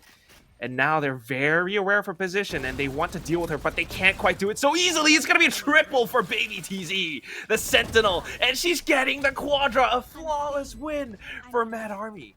That is just extremely frustrating. Like, you know where they are. There's 3 of you looking up. You all get taken out by one player. It's just extremely heartbreaking there. Her timing after her reload, swinging there, getting these kills. Look at this. She gets the reload. She knows people are looking for her. She dances around a bit, gets the headshot. Meow 16K was not ready for that. Could not hit Baby TZ. And even Casper couldn't land a single shot on Baby TZ. It's a little bit unfortunate for Meow as well, because if I'm not wrong, she had the operator in that situation. Yep. Unless you get some kind of, like, I don't know, a quick scope through, I don't know, something like that. It's so difficult. But here we go. Even on the eco rounds, Asteria can be quite scary because they have strats for this. Take a look. They're going down mid as a squad. So even though the A side is clear right now, Mad Army need to be prepared for what might come next. Muffin is certainly watching the flank, and she will be able to get one, but not the second. Stray hits her with a classic. It's up to Genie to support, but she gets hit with a shock dart instead. So down to this, 3 players left to defend the spike. How are Mad Army going to do this? Yeah, Casper gets taken down though, so it's going to be even. There's 2 guns on the side of Mad Army right now. One of it is an operator they didn't pick up. That wouldn't have really helped here. Anko gets a kill. Gets straight up by Britzy though. That Vandal is proving to be lethal in her hands, but Baby TZ is here to make that trade. Stray, all up to her now. Baby TZ gets the spray again. Baby TZ has been popping off. The last 2 rounds have been pretty much a Baby TZ show. The impact frags for this girl, I mean, it's not just the frags as well, because the way she's using her wall is exceptional stuff. I mean, we talked about this before, especially on a map like Icebox, the artificial corners that you can set up with the wall alone. She basically turned it into a fight that favors her instead of Asteria. Asteria has to push past those walls in order to find a duel. Meanwhile, Baby TZ just line up your crosshair. At the same time, Nongploy is up over by screens. It's basically a crossfire. Very difficult for them to win in that situation. But here we go, next round, and we already have the Blaze Storm at the ready. They want to break into A site again, but Asteria are going to delay this by a little bit more, using 2 snake bites already. And the Blade Storm getting committed might be able to get some kills, but Trey with immediate headshot onto Muffin and Anko. just shuts him down. They have the res though, but they're not safe at all. Okay, that's Anko gets the res. Okay, Ginny is here. Discourage any possible push. Takes Britzy down. Now down to a 4v4, but they do have the res as well on the side of Asteria, and it's gonna be used on Britzy. 5v4 right now. They still have time to change their minds if they want to. I would change. I would change. But you got the Hunter Shuri coming in from Ginny, and if she can actually find one that weakens the side, now they have to come in into it, say, because why the heck not? Nongploy getting yet another entry as well, and now go with the Empress, and a little bit of a jump, not even necessary. All the players from Asteria on the A side are gone. All that's left, Meow 16 with her operator all the way at the back of Hut. Is that gonna do it though? They know where she is and they want to hunt her down at close range. It's something that does favor Anko. Not even her. It's Nongploy who takes it away. So Mad Army, even though they lost 2 players at the start of the round, they immediately recover their footing and then they press forward. Yeah, they recovered really well from that. Like, it was a bit of a deficit, and I'm seeing more crimes against economy here. That's what I'm gonna call it from here on. Crimes against economy. Anko and Muffin. Baby TZ has 8.6k, so she's virtually maxed at this point. Bye for your teammate. What are you doing? Well, no crimes so far for Asteria, but their economy certainly is broken. So marshals, sheriffs is all that they can hope for. We do have a player hiding by Meow 16k with the shorty right over by the cubby. She actually takes 2 players down before she falls. And that is big value. Still though, they gotta deal with this firepower coming in. Baby TZ will get traded by Muffin Loop, but the rest of the team on the other side of that wall are trying to take this Marshall player down. She gets spotted, instantly kicks another tag. Are they ready for Britzy though? I think they are. No, they kind of were, kind of not. It comes down to the 1v1 marquee. Oh, this is scary. Have a 1v1 right now, Nongploy. Not sure what the idea is. No way. You got time though. She does, but I also think you don't want to have a question mark where the enemy is, right? You have a better gun here, and you want to take that duel, basically. Oh! No! Unfortunate for her. The 50-50 didn't work out for her. I think if you're in the attacking side there, if you have the bigger gun, you're supposed to be the one peeking. Like, you do a wide peek there, or maybe a jump peek off of that ledge. Because the fact that, you know, that was a 50-50, right? Like, whether Muffin Loop peeks close or far. And she peeked far that time, and Nongploy basically also 50-50 there. However, if you jump and wide peek instead, they'll probably take a shot at you, and you'd like to take your chances that they miss. You need to do something to make it as difficult as possible for the player of the Marshall to hit you. And right now, oh man, operator back in Meow 16k's hands. I'm gonna have to start calling her Meow 24k soon because she's got magic in the air. But Viper's Pit to lock out the A site. Do Mad Army still push into this? Anko is already deep into the smoke anyway. Shrey getting that first kill. Baby Teasy though makes it even. Muffin jumps into the smoke, eats up the decay a little bit, trying to look for Shrey and gets taken out. That's a classic right there. Shrey gets taken out by Muffin with a headshot from the classic there. There's a shock dart hitting Baby Teasy for a little bit of chip damage going there.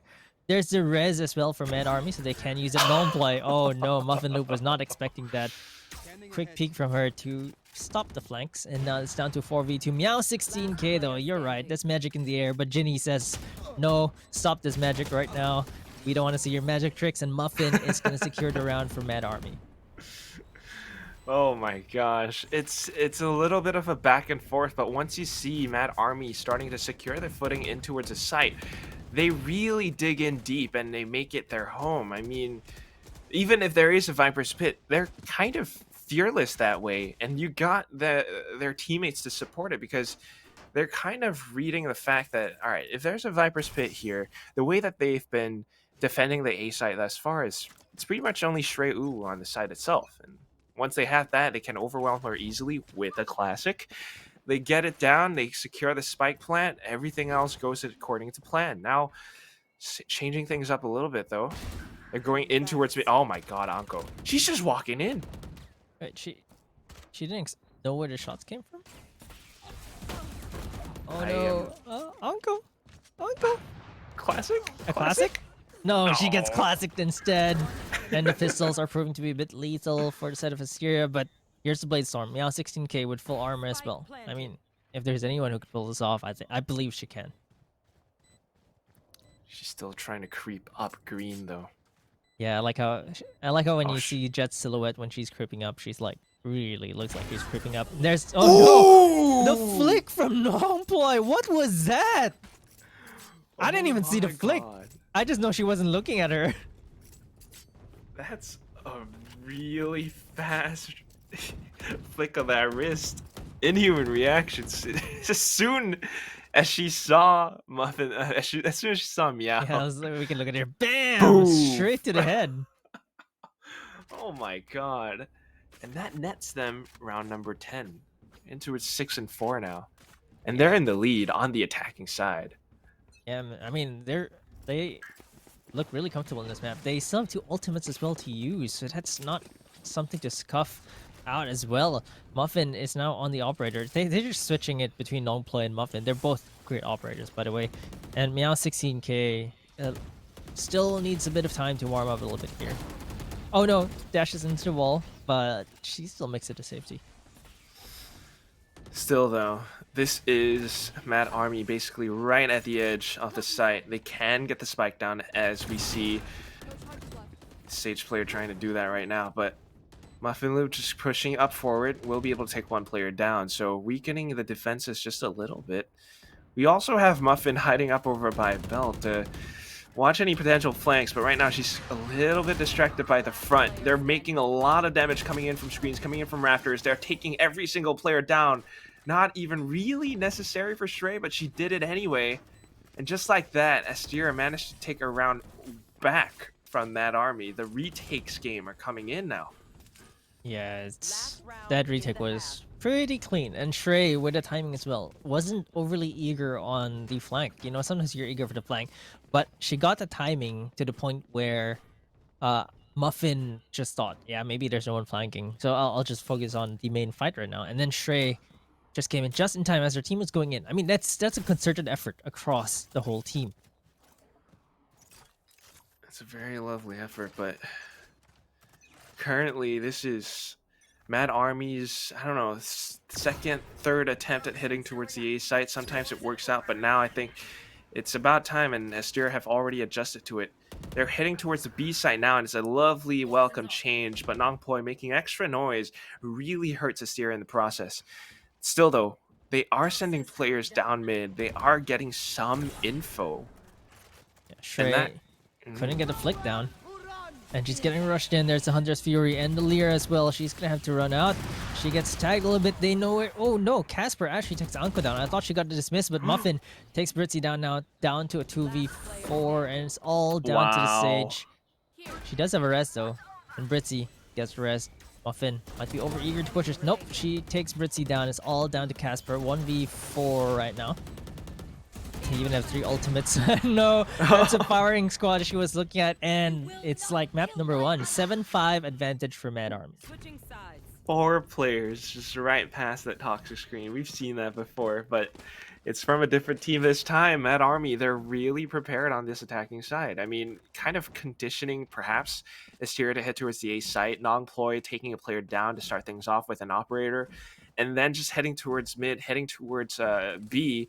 They really made use of that toxic screen from Nong, and it really confused Asteria. They weren't quite sure where to look, and at that point, it's Mad Army in control. They had to play around the site, go in with the peaks. We see Muffin going in for all those aggressive kills, and she's actually able to secure them. So moving on in towards defense, I feel like this is Mad Army's game, but I'm still going to be cautious because Asteria have a lot of tricks up their sleeves. We already see Meow just going in for a little bit of information, manages to get away with her life, but at this point she needs to heal, and her entire team is playing all the way at the back of their side of the map. Yeah, I think they're expecting Mad Army to push, but Mad Army playing extremely disciplined here. No pushes out at all, just waiting for Asteria to make that move. So not too much yet. But Asteria have to move now, and they're trying to find something in towards A. Up over by pipes. They don't find anything yet, though. It really comes down to the timing of the toxic screens from the Vipers, and that's what they're trying to play around. Of course, down to third second. Poison's going to go off. But they're back in towards mid and B.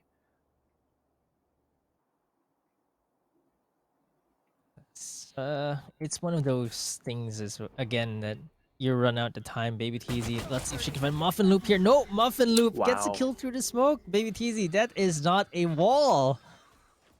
Should have just committed for the kill there, but look, Casper gets spotted, but there's the wall from middle there. Muffin Loop takes Anko down as well, and Mad Army have to play the 3v5 right now. And they're definitely trying to find whatever they can, but because of all these obstacles, all these walls, all the obstacles on the map as well, yellow, kitchen, it's very difficult. And Asteria are already in position, just waiting for them to show up. They get the flawless win, and of course, Muffin Loop picking up a triple in the round for herself. It's a very strong start. And this probably will turn into something that puts them in the lead for the second half. This is where you could actually start mounting comeback, right? You win round number 1, round number 2 is pretty much yours, and things are even. And whether they can carry this momentum, especially on the attacking side, which we've seen most FSL teams not prefer, I would say. It remains to be seen. But look, they are getting a good read on this. Asteria playing fast onto B. There's no one defending the B side right now, so Mad Army need to play this eco round from afar, and they don't have the right pistols for this, except for Muffin, who's been known to get a few sick headshots with that sheriff. Oh no, the wall a bit too tough right now. Maybe ice walls have an ice buff on Icebox. Maybe it's just extra cold, sub-zero temperatures, but it's definitely Asteria who are feeling really hot. I mean, look at this aggression. Muffin, she sees 2 players, doesn't even move, just continues to spray them down. Meow gets the second one right now, and they're going ham. That's 3 kills already, back to back. And all that's left are Ginny plus Anko. What can they do? Apparently not too much, because Britzy is all the way from the back, but she's not even the one getting the kills. It's Meow and Muffin Loop. Yeah, getting the flawless on the second round is extremely important, and because you really want to go into the bonus with an extreme bonus, right? Casper though, because being a sentinel is expensive, I'm gonna say. Like every wall you put down is 400. She won't have enough for a full buy next round, but that's all right. Honestly, that's right. Look at their economy. Look at the economy of Med Army as well. They're on light armors and only 100 left in the bank. So this is gonna be really what dictates what's gonna happen for the rest of the map. 7-7 right now, and it's really close between these two teams. Right. I mean, there is that potential for crippling Mad Army's economy yet again, and plus the fact that they have light shields, the Spectres can take them down, but that is why we are seeing Mad Army playing extra defensively this time around, all the way at the back of the sites. But the one weakness is going to be screens, because back of A is around that spot as well. They push in, they will be able to take two of the players down. Ginny makes it a trade, but only good for 1. So going onto the site, it's going to be a tough retake for Mad Army. Again, the A site, even if they are backing off, it's a site that can be rather enclosed. It's a site that kind of favors the Spectres. Yeah, it really favors those close range guns, but it's also very hard to retake, especially on the defending side, because there's so many corners to check. And Muffin Loop with the Vandal that she picked up. Oh, Britzy and Shrey as well, just shredding the rest of Mad Army down. And that was their buy round, and they're forced into a corner now. I mean, still 8-7.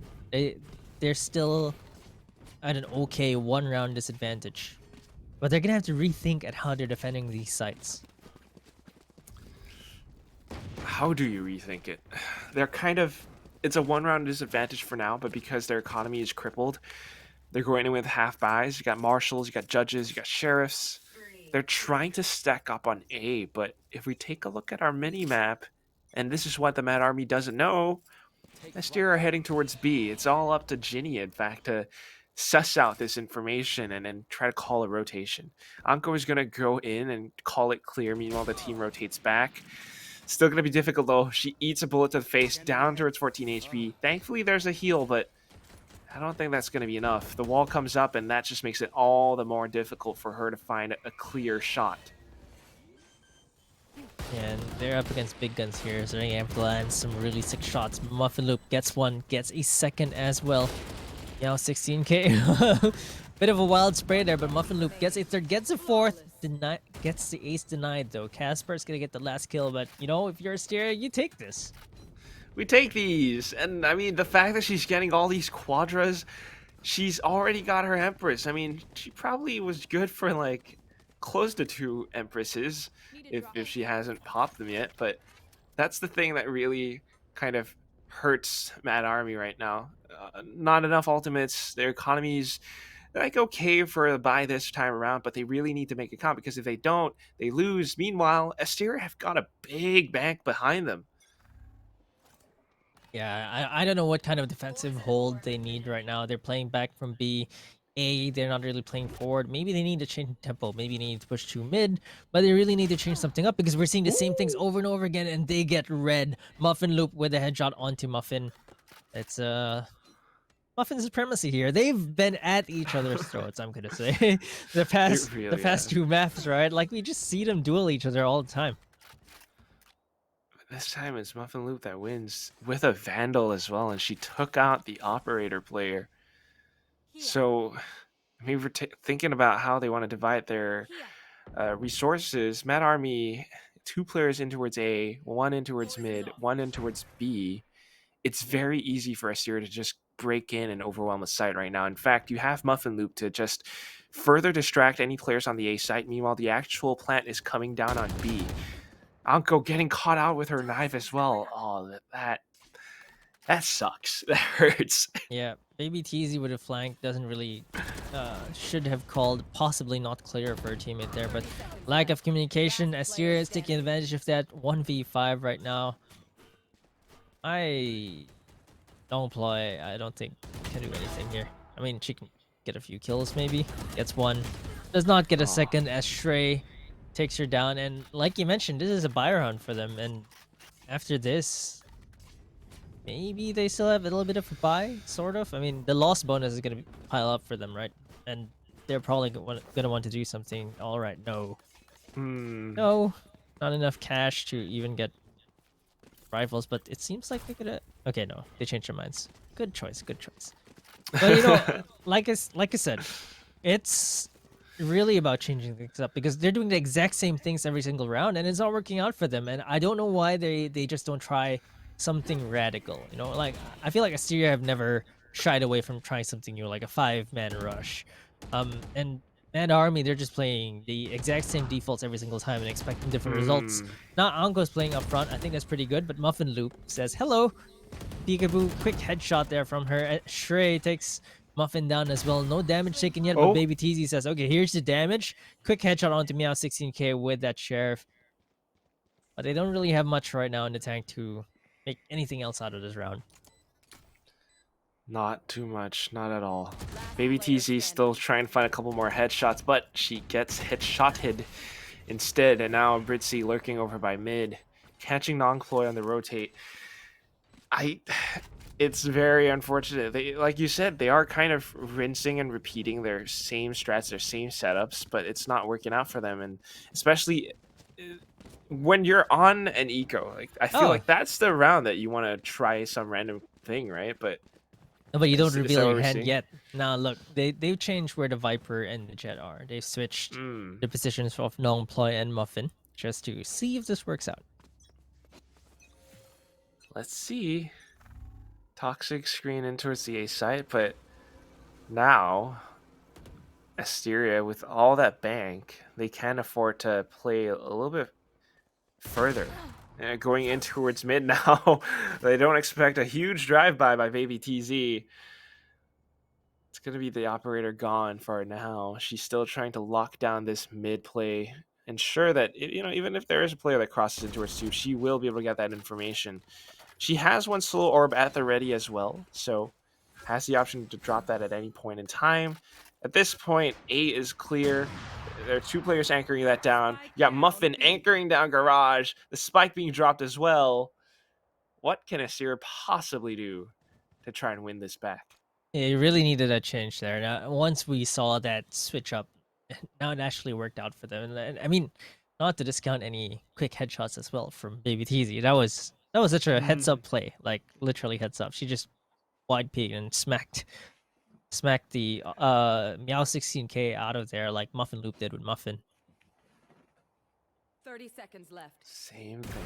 But this time it has to come down to Muffin to basically, well, try to find whatever she can. They pick up the spike, and now they're rotating back towards A. No peaks coming back out towards B pretty much means that, yeah, they definitely hear the footsteps coming in towards A. Nongploy is going to be the first one to receive them, so hiding right in that corner. Oh, she got spotted by the Recon Bolt. They're trying to take her down with the Shock Force now, but Anko is there to back her up from screens. 2 players instantly gone. And Mad Army are back in the game, just for a while, just for a bit. You know that if the Recon Ball is about to attack you, it actually turns the beam that comes out of it, no, the circle ring is normally yellow, but if it's going to detect you, it's red. Red. Yeah. It's one of those things, but it was right on top of her. Maybe she didn't want to shoot it down. She also, it's one of those things. You're not quite sure how to respond quickly enough. Yeah, I mean, it still worked out for them. Maybe she wanted them to be distracted because if they didn't have time to actually plan. Here we go, next round. Trying to use a little bit of a cheeky angle, making use of the boxes, but it's still going to be a sharp shot from Muffin Loop. Viper's Pit being deployed to add that extra layer of defense. It certainly does a job of deterring any form of aggression onto the A site, but there's a train heading up the tube now. It's going to be Ginny, I think, the first one to receive him, if she does spot any player out. Ooh, the wall. Wow, this is interesting. Yeah, the ultimate getting committed there. God. What is this Viper's Pit? Yeah, I mean, you know the way it works. It works like a liquid. So like, if the area is narrow, it actually goes further. It goes by volume. Yeah. No, it doesn't go by volume. It just looks. Oh. It just looks bigger. It looks. It's the same yeah, okay. volume. That's the thing. But the container basically is what's different here. Muffin misses the right click. As the operator though, Muffin Loop on the other hand takes Ginny out. Now 16K takes down play out as well, and oh my god, Asteria are just dominating right now. It's all down to Anko on the Reyna. Gets one, but unfortunately for her, it's gonna be match point for Asteria now. Incredible plays. They're fully in control of the game right now, and they're just, you know, it's gonna sound funny, but they're like liquid. They're like water. There's no definite shape, but there is a definite volume, and they're able to, like water molecules, slide in and out of the map as and when they please. Sometimes it's A, they manage to make a little bit of noise, take a couple of kills off, bait their rotations from Mad Army, and then you got 3 players secretly sneaking up tube, and it's something that, you know, Ginny, Mad Army players, they're not expecting that. This time around, I think it's a lack of information from Mad Army. They managed to get a little bit at the start, but Ginny's the only one on the B side to stop any kind of push from coming in. Meanwhile, you got the toxic screen in towards mid. I don't know what more they could do from Mad Army's side. Yeah, Ginny is alone here. Well, she does have the Jet here as well. Oh no, Ginny! I think should have just fully committed that. But Hunter's Fury versus Hunter's Fury right there. And unfortunately for Ginny, Britzy has her number. 4v5 right now. Asteria still have a res as well, so this is going to be very difficult for Mad Army. And they're on match point right now. Muffin, though, makes it a 4v4, but there's the res coming out. They take down Britzy yet again. Unfortunately, has to die twice. Meow 16K gets traded. 3v2 right now. Asteria are in the lead. 3v1. It's going to be Muffin left, and she hits the 6 shots. Quickly switches weapons. She doesn't know where Shrey is. Oh no, she actually guesses wrong. Okay, she sees the poison. Oh, the poison actually doesn't reach. Can Shrey get this kill? You can't shoot through that wall anymore, but no! Shrey gets the smoke down and secures the map for Asteria. 1-1 right now. 1-1. The first map went 13-9 if I'm not wrong. Second map went 13-8. and this is truly Asteria's home. I mean, I thought there was a slight chance that Anko would have been able to create a lot of havoc, pushing outside of yellow with her Empress available, by the way. But Muffinla was just incredibly sharp this game. She's been hitting so many headshots. She's got 9 first bloods, 30 kills, 11 deaths, and a average combat score of 389. She was the one to stop any kind of incoming rampage from the Mad Army players. She put a stop to that, and then it all came down to Shrey Uwu, who, with all that utility, just perfect stalls. I mean, perfect headshot swinging outside of the Radiant crates as well. They managed to secure that final round in style. Yeah, and we thought Anko had a pop off game number 1, but Muffin Loop game 2 was the one who popped off. I mean, they had Meow 16k, but she didn't have that good of a game this time around. But she provided the aggression, right? Like, there's a difference in the way they played this game and the previous game. Even though like Meow 16k didn't really pop off as much, but Muffin Loop with the 30 bomb in without overtime is absolutely amazing. Almost 400 ACS from her and 9 first bloods. That just means like that's a lot of impact frags. Really a lot, because there were rounds that she would just pre-aim angles and take operator players down, and it's not easy to do stuff like that at all, especially on a pro game, but they make it work. And I think something that really hurt Mad Army on their defensive side, especially because keep in mind, they actually, if I'm not wrong, they had 7-5. They were the winners of the first half, right? Second half, when they were defending, that's when things went all down to hell. And I think it's because they didn't have information. And because they don't have information, they kind of gave up a lot of space for the Asteria players to push up, get the spike down. And once that spike is down, zero chance for Mad Army to retake.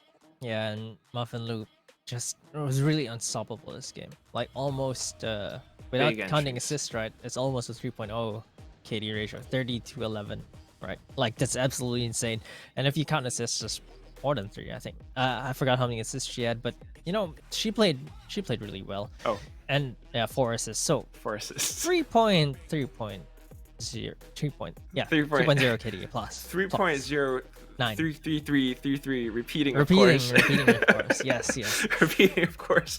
But yeah, no, it's we see the 3.0 KD basically, and it's really strong stuff. And again, like, 9 of those kills were first bloods. That is sharp entry, sharp aim, and she's feeling herself. But that's going to be that for this map. The next map is going to be Asteria's map pick. It's Haven, and a map which, by the way, Mad Army did play in their group stages and they won. So it's another thing that I really don't know how to predict. Both of these teams are kind of basically evenly matched. Sometimes you'd see Mad Army popping off, but I think this is where they kind of need to start to catch up to Asteria's strategies a little bit. Yeah, we'll have to see. Not just strategies, but also the gunplay. So before we go to map number 3, of course, we'll be back after a short break.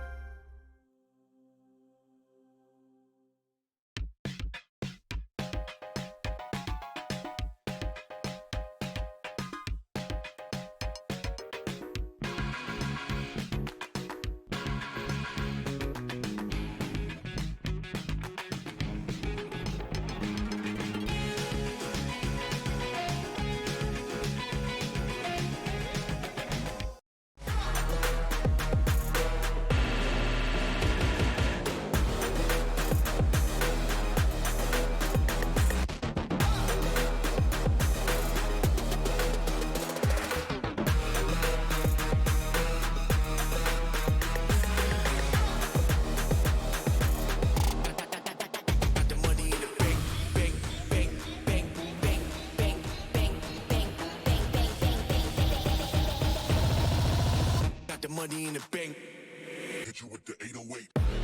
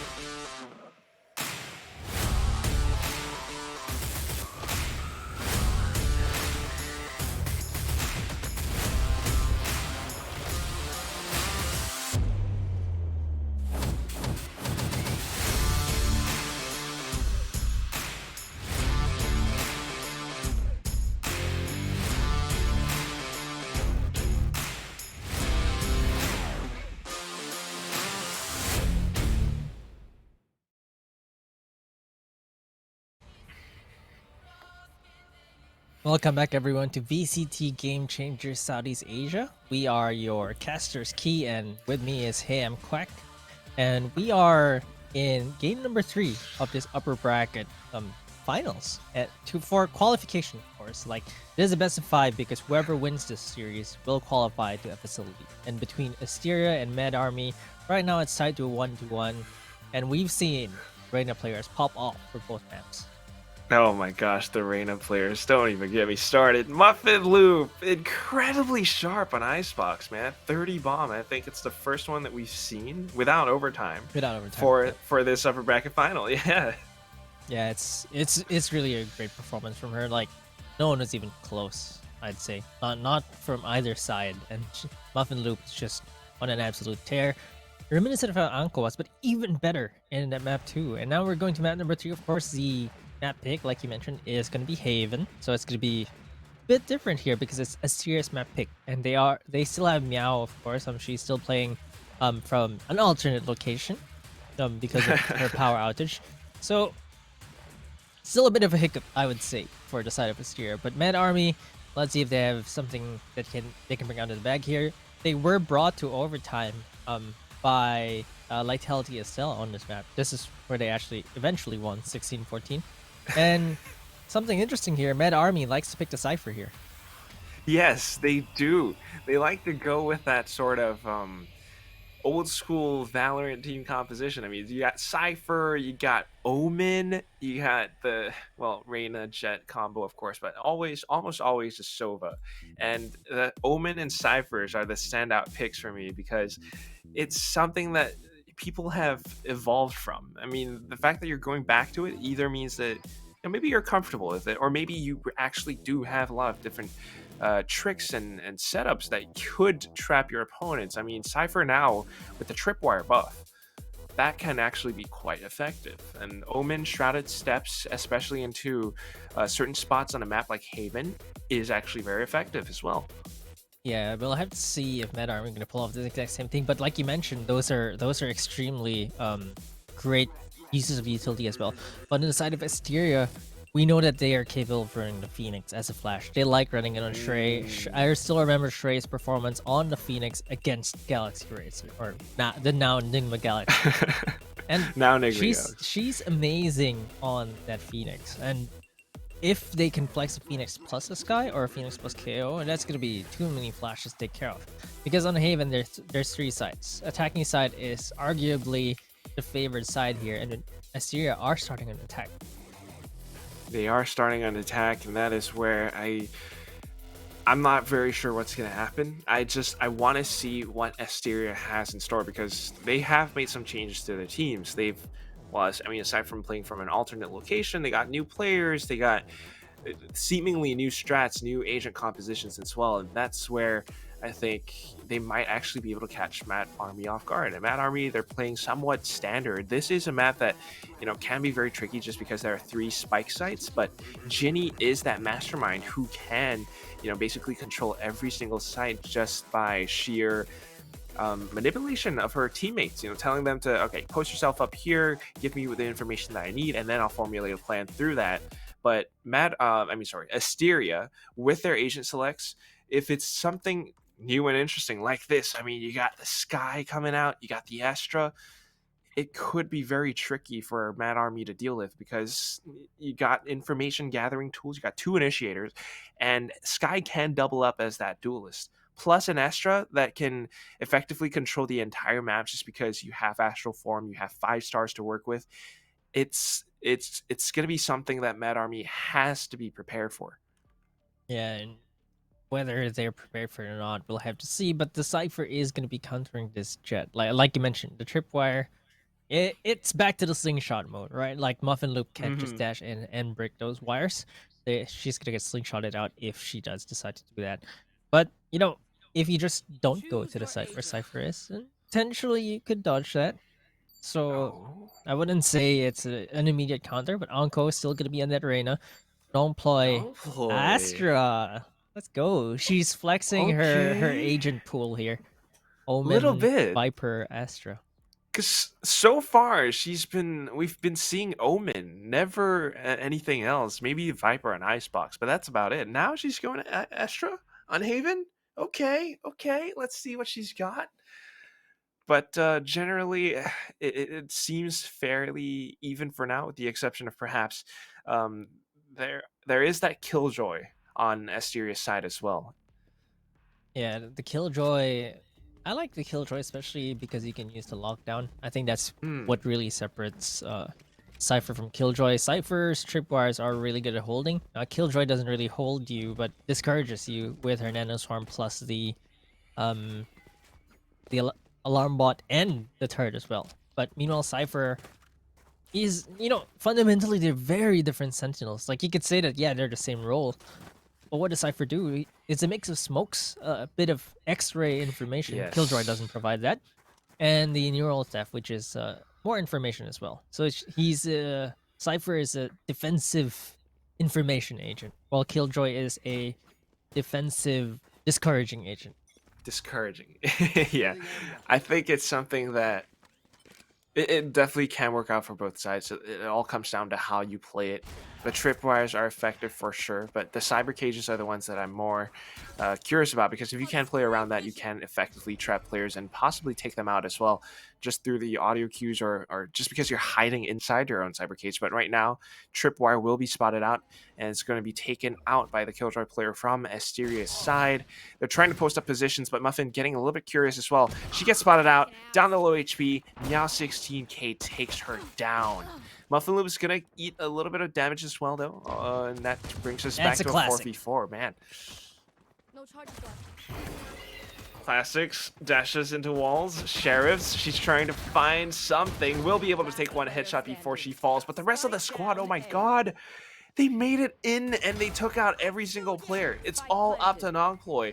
And she does have her stars, but the best that she can do with this is to give herself some kind of safe passage into sight. But her opponents have already backed up in towards a sewer. They're using their drone as well. Okay, she's hiding around the Radianite crates. They don't see her for the time being, but now tapping to Spike, they know where she is. Shock Darts comes in. She gets the headshots! 2 headshots back to back, and then the triple kill. Spike defuse goes to Nongploy, and she certainly clutches it out for her team. I actually think that was a very big misplay from the Sova there. Like, you don't want to be lining up your arrow as your sky is peaking, because you want to be swinging together, right? Like, sometimes I feel like utility is a bait. Like, if you don't have your gun out, like if you had a Lear out here or something, look at this. Sova was not ready to go for that trade. And if she had her gun out there, I think they would have had a better chance at taking Nongploy down. And I just feel like sometimes players, not just these players, but like players in general, overthink things. Sometimes having your gun out is more important. It definitely is possible. I mean, you get caught up with utility, and that's the worst thing in the world. But at the same time, sometimes you want to use that utility because you think that it can actually help stall or do some extra damage. But Sky shouldn't be peeking happens. while it happens. But here we go. They're just going for the aggressive. They got the Spectre, and they will be able to take at least one player down with them. Anko makes it a trade, though, taking Casper out from Garage, and now she wants to find even more. Gets the spray. Nope, it's going to be Shrey who sprays her down instead. So it comes down to A and C Link. Mid is completely open. Let's see if Mad Army can actually retake. Oh, no. Updrafting. Doesn't check it. She gets taken out. A little bit of a trade back and forth. Nongploy still has the Vandal, and they got to deal with all of this incoming utility. They're running out of time, and they need to take out these players coming in from mid. Last player standing. Yeah, just a bit of a misplay here. That smoke kind of worked against them, I'd say. Because they wanted to find the rest of Asteria, but instead that smoke kind of disabled them from doing anything. And since you know where the spike is, you could just get sprayed there. You don't have a wall or anything. I don't think that smoke was actually the right call. Maybe pulling it out, you know, the short smoke instead, would actually be better, because that short smoke can bait people, and then suddenly when the smoke comes down, you're in position to shoot, right? But instead, that smoke delayed enough time for Asteria to just secure the round. Yeah, and in addition to that, it was a very costly round for Mad Army as well. I mean, Nongploy had a Vandal at some point in time, so this is one that really hurts them, and we're kind of just equalizing things for now. Asteria are the ones with the higher economy, so they're looking to make an effective push happen, Oh especially no, in Nongploy. towards C Long. The drone is too tanky. Too tanky, or It's did too she tanky. miss her shot? No, the drone is too tanky. All right, all right. Still, though, she's going to get pinned down just by the back of plateau, and her teammates are here to kind of set up a crossfire, though, and this actually could work. If they walk in, though. If they walk in. Yeah, I mean, she better hit her shots. She's averaging out. Like, after missing those shots, that means the next one is gonna hit, so no ploy. You've averaged out your sheriffs. Maybe you'll get a headshot this time. Oh, there's the flash. Great flash by this guy there. Britzy takes Anko down with Baby Teasy. That's a classic. And Nomploy, one! Gets two! There's the averaging out. There's the headshots. Nomploy, can she get the third? Meow gets taken out by Muffin instead. The sheriffs are coming in full force, but Shrey is gonna connect heads of her own with the Spectre. Nomploy now. Oh, with a Marshall does not hit. What? Oh! The no-scope! No, this is unbelievable. This is not supposed to happen. This is Wait, was off she script. 4 This is HP? off script. This is off script. So sharp. The two headshots, the one and then the two. And okay, that's fine. Muffin backs her up. She picks up the Marshall. The Marshall. How did she survive with the Marshall? I thought she was gone at that point. After she missed the first shot, I saw her HP just go down 4 HP, and then the no scope into the second shot onto Oh Shrey. my god. Did Shrey run out of like she turned away, it seemed like, for a second? Yep. I think she thought she got the kill. Oh man. It just goes in for the instant quick Oh my god. Lucky, honestly. But they made it work. Nongploy. They're still going in for this now. And with the buys this time around, they're getting a little bit more courageous. Still, though, Muffin sustained quite a bit of damage. She's going to have to play at the back foot for the time being, get some information. Ginny might want to go in for this, and because they have pistols, she will be able to find a couple more kills. Oh, no. This time missing the spray! Oh, no! Vandal gone. And of course, Sova instantly comes back to kind of secure that weapon. But still, the spike has gone down over by B. Things are falling apart for Mad Army. The knives just too sharp. Muffin Loop is popping off yet again, and there's the Seekers coming out. Angry Cabbages coming on to the side of Mad Army, and the Muffin Loop with yet. Oh my god! I mean, what? Jet knives nerfed? No, you just need to left click the heads. Easy 4K for Muffin Loop. I mean, she's been popping off like the previous round, this round. And I thought things were going awry for Asteria. Like, those kills were just given free. It was an eco for them. And then all of a sudden, Muffin Loop with the Blade Storm goes from 2 kills to top of the scoreboard with 6 right now. Basically 0 to hero. All she needed was knives. She's been hitting her headshots. I mean, Mad Army need to stifle this somehow. And I don't know if Ginny is the one to do it. So, okay, dashing into safety, still banking on the knives, but again, you got to keep in mind, right clicks will not be as effective any longer. So even if she plays close range, she has to be very, very careful. One player over by the corner, and Muffin Loop sees it. Oh my gosh, she's just so smart. She knows exactly how they're going to play. Sky pops the flash, spots Muffin Loop, but it's not going to be anything. I mean, damage is done. They back off. Nongploy hears the footsteps, but this time the sheriff shots will not connect. She didn't average out before shooting, so unfortunately for her, the misses come in. I mean, she needs to miss a few shots first before she hits. It's like a, some skills work bonuses. But Ginny also whiffs her blades. That, unfortunately for her, Shrey's gonna take her down, and it's gonna be Anko left with a Bucky here. This is the nerf Bucky, so there's not going to be any crazy kills here. Shrey is going to make it a flawless round for Asteria. They've suddenly flicked the switch, and now they're just throwing everything at Mad Army. I'm not sure if Mad Army are the ones who are maybe making some mistakes, getting a little bit too peaky, and then losing players in the process, but it's Asteria, and they're actually finding a lot of these opening picks, weakening the defenses, and especially on a map like Haven, you cannot afford to lose players that early on. Yeah. Really weakens the Now, side. with the guns, though, Nonploy has been the shining star for Meta Army right now. It gets an opening frag. That's really important, especially on the defending side. Especially on a map like Haven, you really want to cut down those attackers. But Shrey Wow. says, you know, well, we'll just even things on their own. And 4v4, I'd say it's an attacker's advantage here. Muffin with the Hunter's Fury tagged Shrey once, but oh, no, she tagged a turret there. A turret. Still, maybe a little bit of information. They know that all the Asteria players are still somewhere towards mid window, somewhere towards A lobby. In fact, that's where they're heading towards right now, the A site. So we see the rotations coming forward. But I would prefer if players like Anko, the Cypher, maybe just going for a little bit more You should run. information. The rotations need to be quick. Lockdowns are coming in now, and at this point, you could end up getting detained. Ginny has to back off. Yeah, and that's the difference between the Cypher and the Killjoy, right? That lockdown allows you entry into A site. Now it's gonna be difficult to take control over that A site yet again. The most notorious map, site rather, to retake. A on Haven, and now look, there are 3 of them on Heaven. There's the Cosmic Divide coming out. Shrey takes Muffin down as she tries to take the turret down, which is an absolute bait.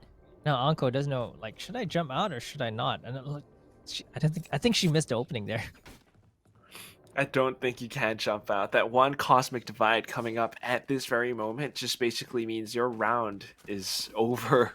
No chance, because you try to jump out, you try to peek out, they're already watching those angles. In fact, if I'm not wrong, this is a setup that, I'm not sure if it was Vision Strikers or something, but in Masters Berlin, they actually did something similar, Cosmic Divide, and they set up a crossfire just right at the edge of that, just on the other side of that Astra ultimate. So it's something that you really cannot peek, and that's why they're saving their weapons right now, even though 3 players are alive.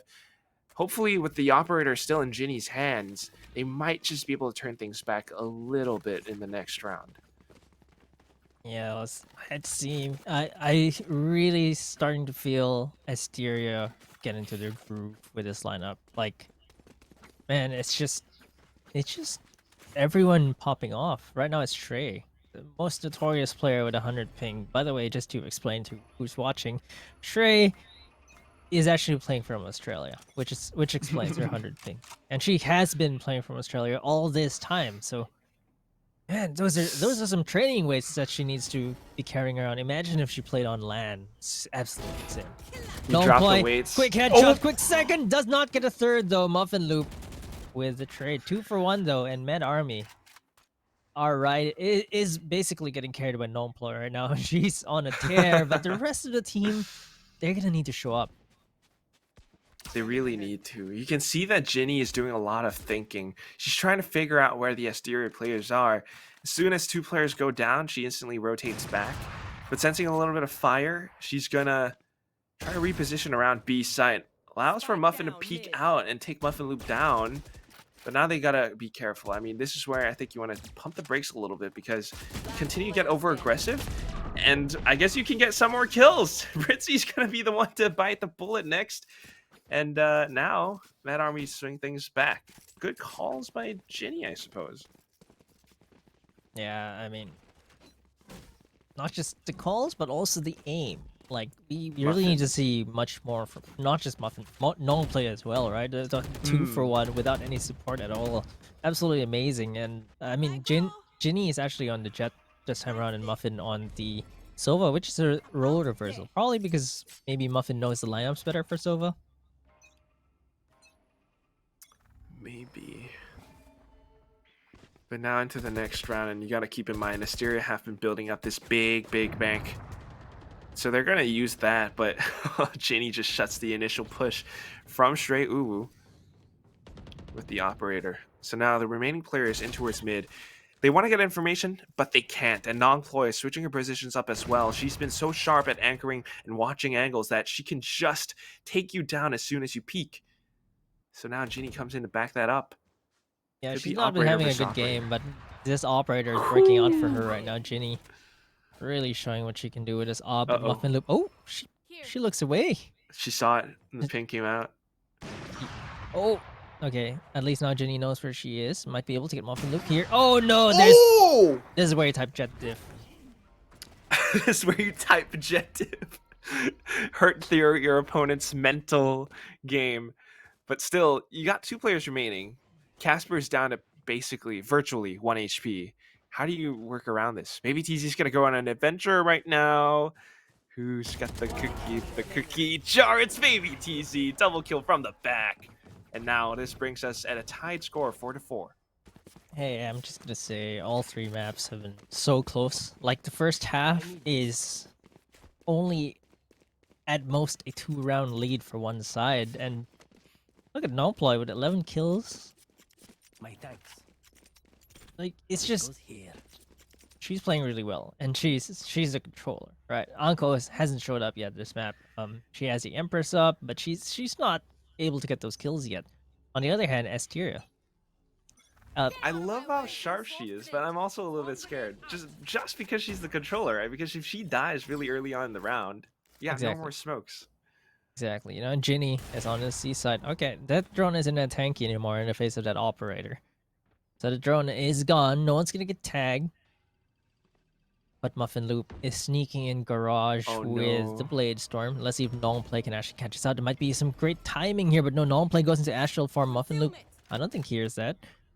Conceal seaside. Let's see if they're actually ready for this. She's sneaking in already. Anko might not be ready for this, but no, but she flicks to the head of Muffin Loop. Exactly what you needed from your duelist. And the rest of Asteria, though, they're already making their way onto A, where there is oh no, B rather.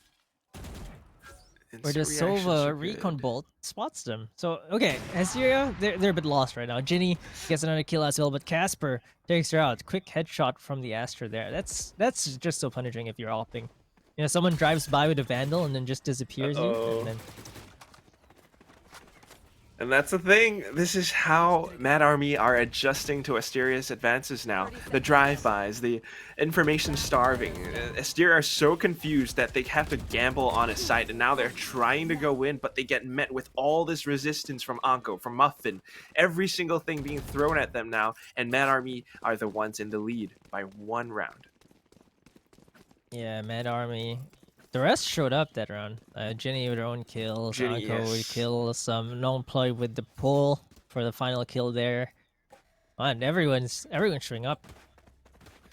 So now the question is for Asteria, like, where's the weak point in Mad Army's defenses? So far, Garage has been a little bit scary for me, if I'm to be honest, because we've seen Muffin Loop kind of sneak underneath. Maybe she doesn't get the kills just yet, but sneaking in and out of Garage is Yep. something that if Anko wasn't able to react that fast, they might have just lost C in that previous round. But here we go now.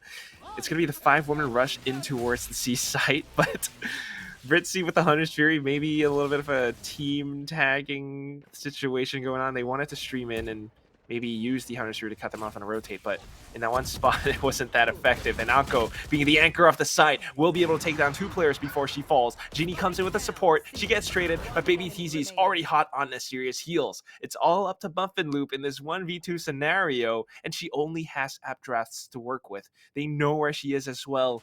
Muffin, utility, gets the information, but oh no! Okay, it's gonna be non-quite falls, but instant trades coming back in. Of course, Muffin Loop being low as well. This is now Mad Army leading by 2 rounds. Asteria's Bank, how's it looking? Okay, it's okay. They have enough to scrape for this buy. Wait, Muffin can buy full armor, but you know, I guess she just maybe wants for to buy the next round as well. Yeah, Because next round is the last round of the first half. yeah, that is fair. And Mad Army are starting to scrape. Is this gonna be yet another 7-5? Because like that's what we've seen every single map. That seems to be the script right now. True Does that, your script true say that. 7-5 as well? Yeah, no, my script actually says, just, I don't know, 8-4. 8-4. Interesting. Anko gets the first kill. There's the Lear out. Gets out to safety. Uh-oh, she might get caught here. Nope. No quick peek from Muffin Loop. Mid Army are starting to find a pattern and Asteria's attack, and they're starting to punish that one by one. Now 16k with a flash. Gets the blinded, but they don't pursue Ginny with the Ooh. operator. Takes straight down. Now it's down to 3v5. It is Asteria. They look shaken, honestly. If I'm gonna be very, very blunt here, this is the first time in these 3 maps that I've seen Asteria kind of like, well, what do we do now? Yeah, almost this entire day, basically. Still, though, this Cosmic Divide, but oh, Ginny, she pressed Greedy W repeat. for a second. And now it's going to be Muffin Lube showing up on the scoreboard. She takes 2 down, but 30 Nongploy seconds left. instantly trying to disrupt any form of play. She will be able to take Anko down, though, who was basically 1 HP at that point, but now she's up against 2 players. Wants to get the spike down. Now she's going to run out of time regardless. Peeks up around the side, and that's where Baby TZ was looking. So, Last round before the switch. yeah, my script seems to be pretty accurate for now, Marquis. Yeah.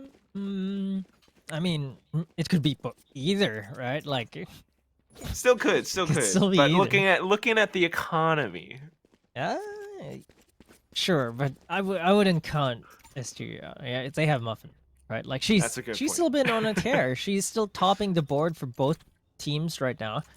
I think that as long as Muffin Loop is alive, there's hope for Asteria. No matter not what to the mention, odds. she wants that alt orb. She's 6 out of 7 for Bladestorm right now. Oh, she's giving it to Shrey. Does that give them the lockdown? I think so. Which means they could go in for that execute. Plus, if Muffin gets 1 kill, that's all she needs. Muffin's a team player. She knows she can get a kill anyway. So like, That's what's up.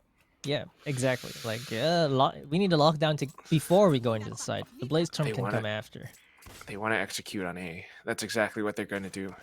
And with the lockdown, they might actually be able to suffocate Baby TZ, but I think she senses danger as well, hearing some sounds coming in and out. She's backing up. Cosmic Divide to slow things down even further. Now the cyber cages go up. I've got your Camera? trail. Oh, this just disrupted any kind of plan that Asteria had. They're backing up. You should run. Yeah, but at the same time, you don't get much information if you're on the side They're of Med faking. Army.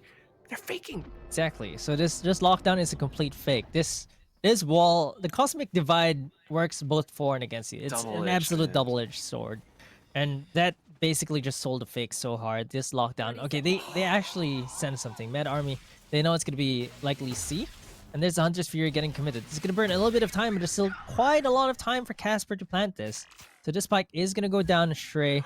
Oh no. Oh no! Don't play! Oh no! She gets caught in her astral form, but Muffin gets 2 kills of her own. Really sharp with the Vandal. Gets 2 headshots. Finishes off Casper as well. Unsure where the last 2 members are. They should know What a where one of them dart. are. One is in garage and Meow 16k, waiting for a teammate. She's They just spray gonna through the stick smoke. it. No, Muffin. Oh, they actually get it. Muffin with the ace. I mean, it's an ace after the fact that they won already, but it seems like your script is right. It seems so. I mean, it's a very valiant attempt from Asteria. This is incredibly smart to sell a fake that way and going for that alt orb at the start. But it just so happens to be that Mad Army were a little bit sharper. I mean, you got someone like, you're playing against the top minds in FSL. You got someone like Ginny telling them, okay, this is probably a fake. The lockdown, they're not moving or anything. They rotate back. They hear the footsteps up C long, and that just confirms it. They were ready for this. And also, you know, maybe Nongploy was fell in towards mid window, but that was information for Mad Army as well, right? And through game sense, they figured out that probably there's a player inside of garage, and because they're so far off, we could just stick to defuse. So coming into this now, 8-4, they start off the pistol round. Ginny is going with a sheriff. The Forsaken route. That's what I'm calling it. And Forsaken loves to do that as well. They get the first frag, and Asteria are 1 down already to open this map. Push from garage, gets punished, and Anko is gonna creep up with their ghost. Oh no! Oh, Now 16k with the quick headshot from the ghost. Headshot is 105, so that was 2 hits. wait. Okay, so headshot, but why wasn't anyone on C? They actually get the spike down. They take Ginny away. So numbers advantage might be in the form of Asteria. They can actually go in for this retake really hard and fast. Casper's going to be the one to start things off, and now a lot of information, but way too many targets. Can Baby TZ actually connect onto them? She does get 2, but not the 3rd, and Meow 16. Look at that! Look at that spin. Plus Shrey. Yeah, Shrey did this in the first series as well. Celebratory spin after every win, and Asteria starting to claw back into this. 8-4 coming into the second half, but you know, winning the pistol round is always a good sign. Always good. I mean, they did this before. 7-5 and 8-4. It's just one round off. It's still not that difficult for Asteria to claw back into the game, and they can do this. Definitely can. I mean, we've seen them come back from 5-7, right? And they, Shrey and Muffin are really playing well right now. There's Muffin, has to dash out, sprays into the smoke, does take Baby TZ down pretty low. And Anko with 2 kills of her own, one with a frenzy, another with a sheriff. Muffin Loop gets no play as she falls down. Alright, senses that there's someone there. Of course, confirms it with the tracers. Muffin Loop gets tagged a little bit through the wall there, but she still has mid control, and she's gonna have to fight 2 low players on sheriffs. The worst thing, though, was that Nongpoi jumping out, she dropped the spike, but what I love is what Anko is doing right now. There's no way that they know she's coming in from the other side, plus Muffin! And just like that, I don't know who's calling for Mad Army, but that's incredibly smart stuff. They sent 2 players just to go on a big flank up around A and C link, and then finally converging on towards mid. Yeah, really great calls there. You can see flashes of brilliance from Mad Army, like suddenly everyone's around you, and it looks like they're the ones making the sandwich this time. It's not Asteria making the sandwich, but you know, Mad Army making their own sandwiches. Sandwiches. But it's still, I'm trying to figure out what exactly they're trying to do right now. They're just going in full 5 women in towards A. It's a lot of gunfire, but somehow Asteria are the ones that are losing. Baby TZ with the Phantoms at this point, just looking for the final kill. She has all the information that she needs as well. Anko with the sharp flicks will be able to find the first, and now it's all up to Britzy. In towards the corner. She knows it. Yep. It's the Mad Army sandwich this time around. Yeah, they played it safe as well, sent the spike all the way to C, but you know, they cleared it up. What a waste of 300 creds, but you know, they get around 10-5 right now, and they reverse the situation even after losing the pistol round. But this is where you have to start worrying the Muffin Loop operator. But if they don't go to C, I don't think it's as effective. If they give A side so easily, for side of Asteria, there's only 1 defender right now on A. If that goes the way of Mad Army, I don't think this operator can do much. And that's something they certainly have to consider. Operators are useful, but on the attacking side, it can be a little bit difficult to work with. So Asteria right now, they're trying to make some plays work. We see Muffin Loop actually pushing up in towards C long, in towards Dragon. And so they get a lot of information. That's why they're backing off the C side right now. But She saw Meow there, just a sliver of her shoulder, I guess? how do you respond? Okay. A little bit of information, a little bit of a shoulder. Should be able to get this. Muffin Loop. Quick kill onto Man. non-ploy, dashes away, back to safety. And now 5v4. That's the usefulness of the operator.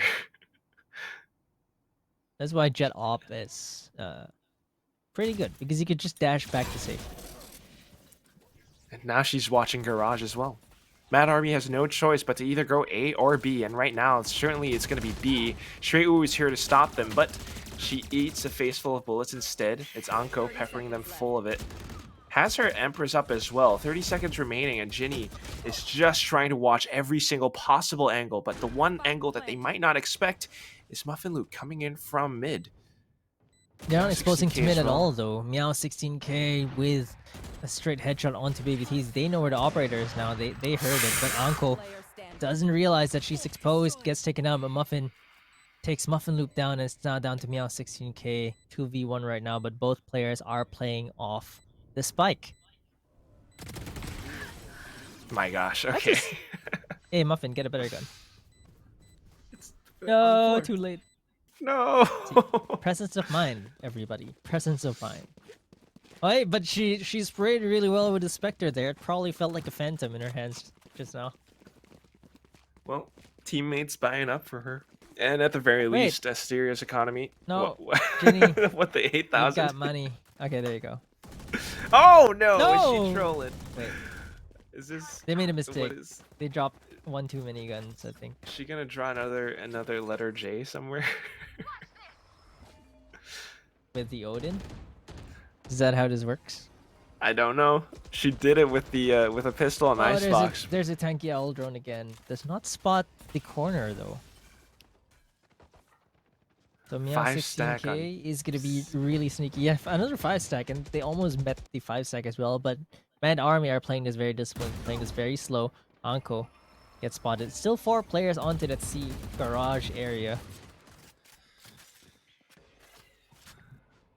They're making good guesses about how Asteria plays, and right now, oof, getting a little bit inquisitive. They're hungry for weapon upgrades, Asteria. That's why they're peeking out, but it hurts them. They get punished for it. So now it's going to be Mad Army just basically holding defaults. In fact, because B is open, they managed to walk in and get the spike down. Yeah, Baby TZ. Oh, Wait. uncharacteristic whiff from her, but Asteria is starting to look pretty good for them. Okay, spots one, but a bit too late. Muffin Oh! just wide swings that. Muffin loop with the Blade Storm though. Does not get any more. Muffin with the great discipline there does not get the headshot onto Anko, and it's match point for Mad Army right now. Match point with a Match point. 7-score deficit. It's incredibly difficult for Asteria to come back, and again, this is their map pick. Next map is going to be Breeze, a map which apparently Mad Army really favors. Incredible spray transfer from Muffin right here. It might be the decider, and we're starting to see the fact that it's, again, Asteria looking kind of confused. Yeah, they just can't buy an entry right now. Like on the attacking side, Mad Army are actually really ready. You know, they chose to start on defense, but their attacking side looks even cleaner than their defensive side. Except for the pistol round. Let's not talk about the pistol round. Could be a little bit of mental games as well for Asteria. I mean, they're trying to make these gambling plays of stacking 5 on C, which they were right, by the way, but it's just that Mad Army was one step ahead, and right now, Anko a little bit sharper as well. Going in, they're looking for the entries, and Muffin Loop with the operator will not be able to connect. They only have to worry about a link at this point. Stray is going to take her down, but damage has been Oh, the done. lockdown though. Goodbye, Ginny. Was nice knowing you. Oh, 2 more players detained. Actually, I'd say Asteria have a pretty good chance of taking this. There's the defuse starting up. Baby TZ has to swap guns. Oh, that sound scared them. Now they know that the half was not there yet. Killjoy gets taken down, and Mad Army secured the victory, 13-5, only dropping the pistol round on that second half. Baby TZ, even just going for the quick weapon swap. It Yeah, while she was detained, by the way. Exactly. Oh, this is beautiful. Both muffins at the top of the scoreboard, but this time around it was Muffin with a Y that takes this round. As a Sova, I mean, a lot of these incredible plays from the Hunter's Fury, the Recon Bolts as well. They were actually able to stay ahead of whatever Asteria was trying to do, especially in that one round that Asteria tried to stack. Normally, we would think that Asteria are the ones trying to pull off something cheeky, maybe catch Mad Army off guard, but Mad Army this time were prepared for this, and yeah, Asteria looking confused. I mean, going in for this, they weren't prepared. They weren't expecting that sudden push in towards A on that last round. Yeah, and just everyone really showing up. Look at the scoreboard here for the side of Mad Army. It's like everyone's in double digits. Like everyone had their own round where they popped off. Ginny didn't look so good in the second half, but in the first half she was hitting her shots with the operator, right? Like she's in the second half she's able to get in to the side and at least get her teammates in. She's like the bus. I mean, she might fall, but that's the job of the duelist, right? To get your team into the site, and she's doing that at least because Asteria were respecting her and moving back out. And it's what I really like is Anko there to back things up. I mean, sometimes you would see Anko lurking around at certain spots, and she can get kills off of that. But she had 6 first bloods in that whole game, so both entries, both duelists from Mad Army, truly doing their job. And I think it's also maybe a little bit of a mental game. They are feeling very confident, and they're still staying incredibly sharp. I mean, just reading the game at a high level. Meanwhile, Asteria, it's the time for them to really try and switch things up, try to, I don't know, improvise on the fly perhaps, because they need to adjust to whatever Mad Army are, adjusting to them as well. Yeah, Meta Army definitely found the secret sauce in this third got the map, sauce? especially in the second half, right? I mean, they finally found the sauce, and of course, it's going to be a very difficult 2-1 gap to close, right? You're gonna have to win the next 2 maps, and for both teams, this is where stamina starts to come in. Both teams have played a best of 3 before this, though both teams won 2-0, but Mad Army are in the lead right now, and they can pretty much they have the confidence coming to map number 4. And Asteria, like you mentioned, they might have to retool, they might need to snap out of it, they might just need to, I don't know, like get a better read of Mad Army, but right now they are in the back foot, and Mad Army are going to be happy with this 2-1 lead. Incredibly happy, and I think that's my favorite thing of seeing Mad Army thus far, because they're this team that adapts really well. But whatever it is, I don't want to count Asteria out. It's still 2-1. They still stand a chance, and even though the next map is going to be Breeze, I feel like Breeze is one of those maps that almost anything can happen, just because it's so wide, so big. Even if you have strats, if you have the best gunplay, if you are a player like Yay from Envy, you have your marshals and all those different things that you could just watch and lock down a cave. It's incredible stuff, and both teams could still make a play at this point in time. Yeah, and we've seen both teams pop off. We've seen both Muffin versus Muffin Loop pop off, and we'll have to see who pops off in map number 4, because Breeze, it's a totally different map. Like, it's huge, it's really open. We'll see which team comes out in this long range duels, and we will go for a short break first before we go into map number 4 as teams rest in this long best of 5 series.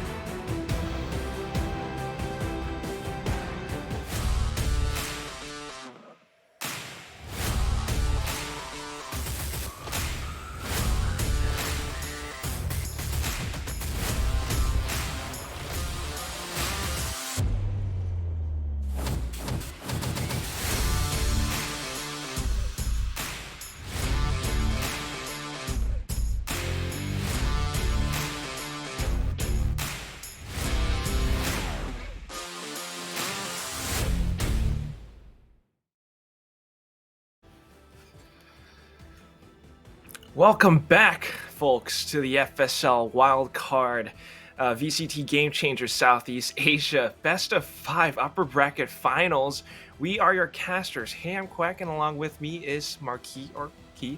And it's going to be a crazy one because it's gone 3 maps so far. Right now, it's at a 2-1 in favor of Mad Army. But the next map, which is, if I'm not wrong, Mad Army's map pick, it's going to be in Marquis' background. Take a look at that. It's Breeze. But of course, just a quick shout out to our very, very lovely sponsors. You're seeing the ad reels all throughout.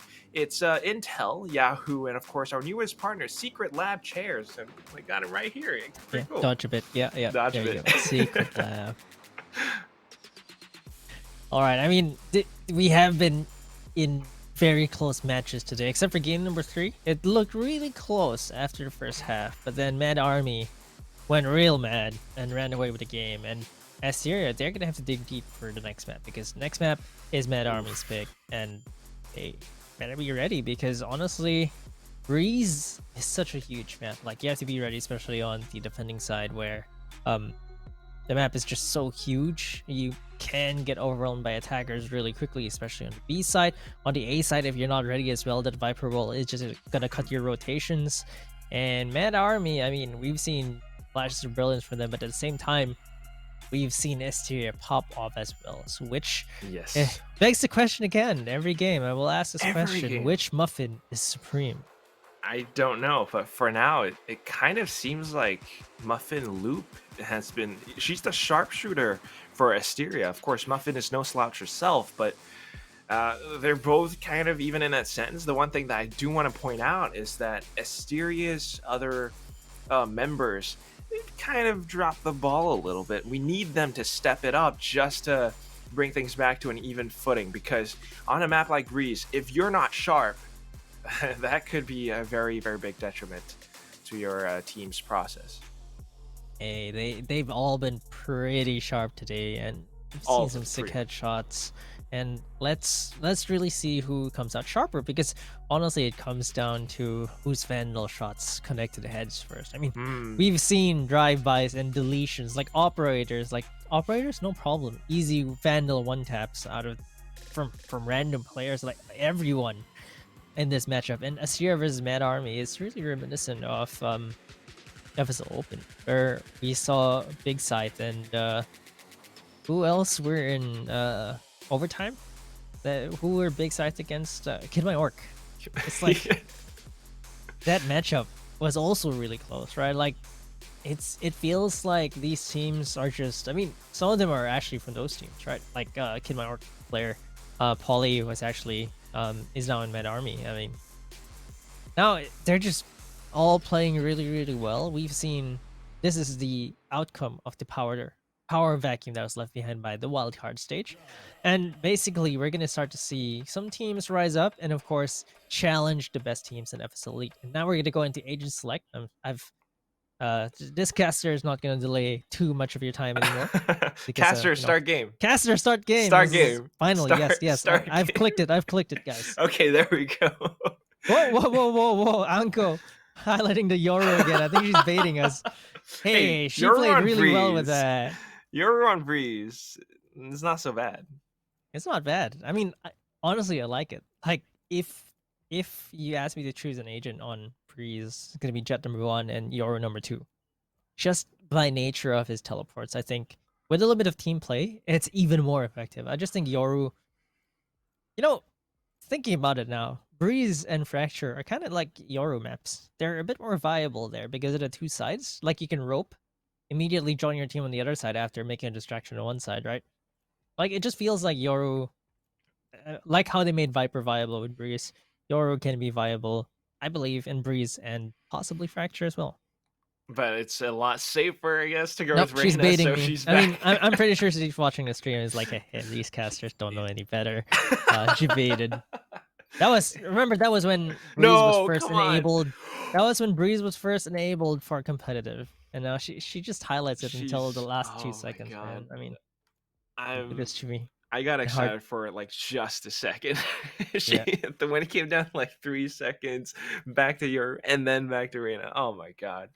But The big debate. This is the second biggest debate of debates. all time in FSL. The first one being the Asteria split with that Viper's pit on A. That's the biggest debate of all time. The second one is Anko's Yoru pick on Breeze. But still, though, I mean, this is an agent composition that Mad Army have basically rehearsed and practiced. They play this composition almost every time that they play Breeze. It's the Viper, Cypher, Jet. Wait, wait. Oh, is that actually Yoru? Marky, my eyes deceive me. What? The Wait, I saw Reina get locked in. I'm so confused. um was this a well? This is now the biggest debate of all time in FSL. It's not, I'm very it's not the confused. Viper's pin. This wasn't a mistake, was it? Because the timer's still going on. I'm assuming Anko is deciding to go with Yoru No. right now, which can actually. I love it. I let's actually go. love it. This is exactly what you can do with Yoru. Let's go. You see, she throws a teleport onto A with her teammates, and she just goes into B. Makes a little bit of noise there. Once you make a little bit of noise, plant Oh my that seed of God. doubt. Look, she can just get into the site right away. Okay, I And think because of the toxic screen, oh, this is perfect. But she has to Yeah, stay alive though. TP? this is exactly what I mean. You need a TP little bit right of team out. play to do it, but you can do it. She can TP right now. She can TP a little bit No, later. she can't. The cooldown went off.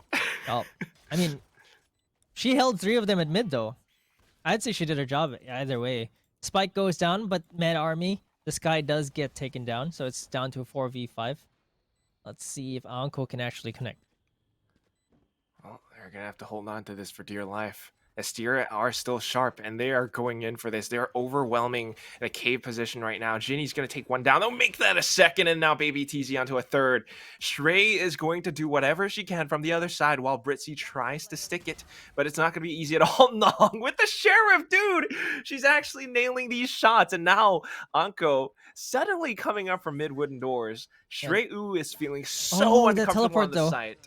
Oh, that teleport. Did you see that? She was in wooden Stay doors, alive. and yeah, she was watching wooden doors after that first kill, and then Anko just swings out of main. That teleport, you can get some really good outplays with your, and I honestly think that Mad Army, this is not troll play for Anko anymore. She's owning that Yoru pick that time they were against A Celeste at that point in time. She played pretty well, I would say, on Yoru. And you know, I'd like to point out as well the combination of that teleport plus the Viper wall. It just goes to show they know what they're doing. Perfect. I know. Like it conceals that teleport perfectly, and that is why I think this is so perfect for Mad Army. I mean, you got a player like Anko, who unfortunately this time gets slapped down by Muffin Loop, but it's still the potential for all these incredible fake outs is it's huge. Meanwhile, Asteria are still incredibly sharp, so Mad Army still have to be very, very careful about this. The flash does come out, and they will be able to catch Shrey, but the snakebite still lands, and there's a little bit of damage, perhaps. Meanwhile, they're just going to walk in towards the B side, but they got to watch their backs. Yeah, 2 flankers already coming in. They only have the classics, though, but Ginny is going to take one down. Still one to side Muffin Loop. Okay, they know she's there. That jiggle. Ginny is popping off right now. Muffin with a kill. They know where Casper is, thanks to the tripwire, and Baby TZ is going to get the last kill after taking a bullet to the head. I'm actually surprised that there's a Cypher on Breeze, but you know, Mad Army, they know what's up. Ginny with 5 kills already, by the way.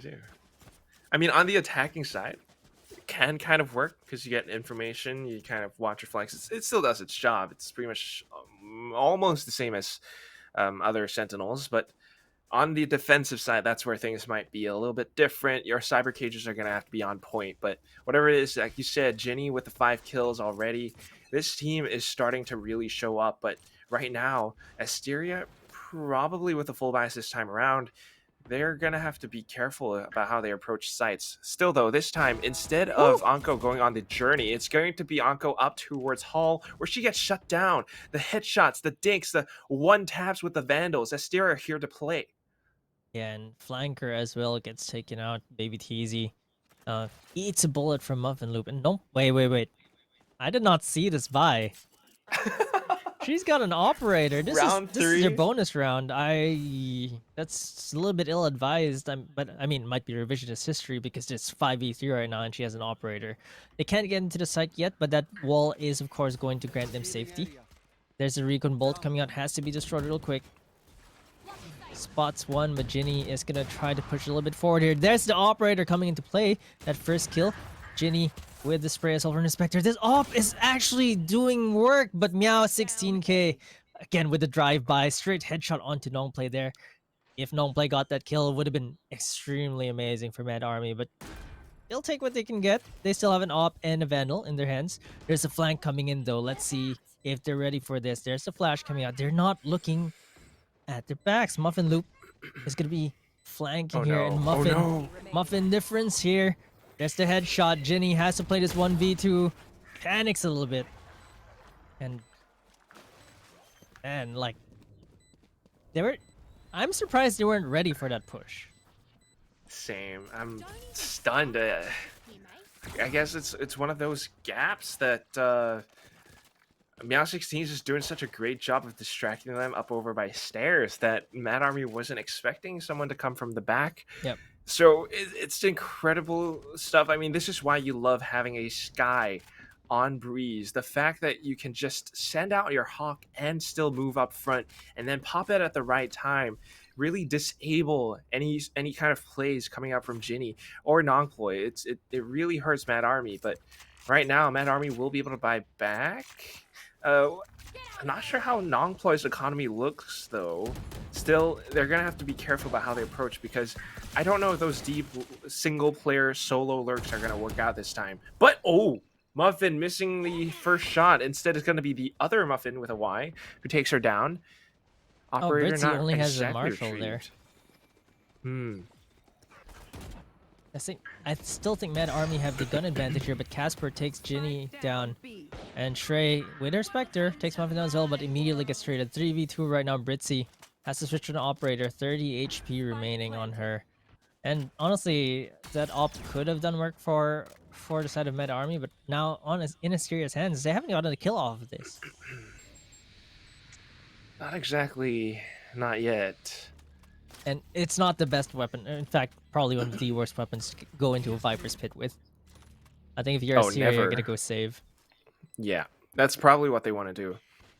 And having an operator for the defensive side on a map like Breeze, I mean, yes, this time around, perhaps it wasn't that effective, but it's still a weapon that can just lock down angles. I mean, I think this time around she was positioned, she got a little bit aggressive, pushing in towards elbow, but if on the next round they just watched B main or A main, it could really lock things out, maybe even halls. So Asteria still stand a chance at coming back. It's still very, very early days. Yeah, that's for sure. And I just want to point out, I was watching the stream, which is on a delay, of course, and it was definitely she was definitely highlighting Anko. Talking Reina, about Anko right? here. Yeah, she was highlighting Reina, and then she just didn't lock it in. And then you know how when you're an agent select, it goes down to 0, and you can still kind of switch. Probably switch there. Yeah. Immediately debated us with this fake. I mean, Yoru has a skill called a fake out, and it worked better in real life than it does in game.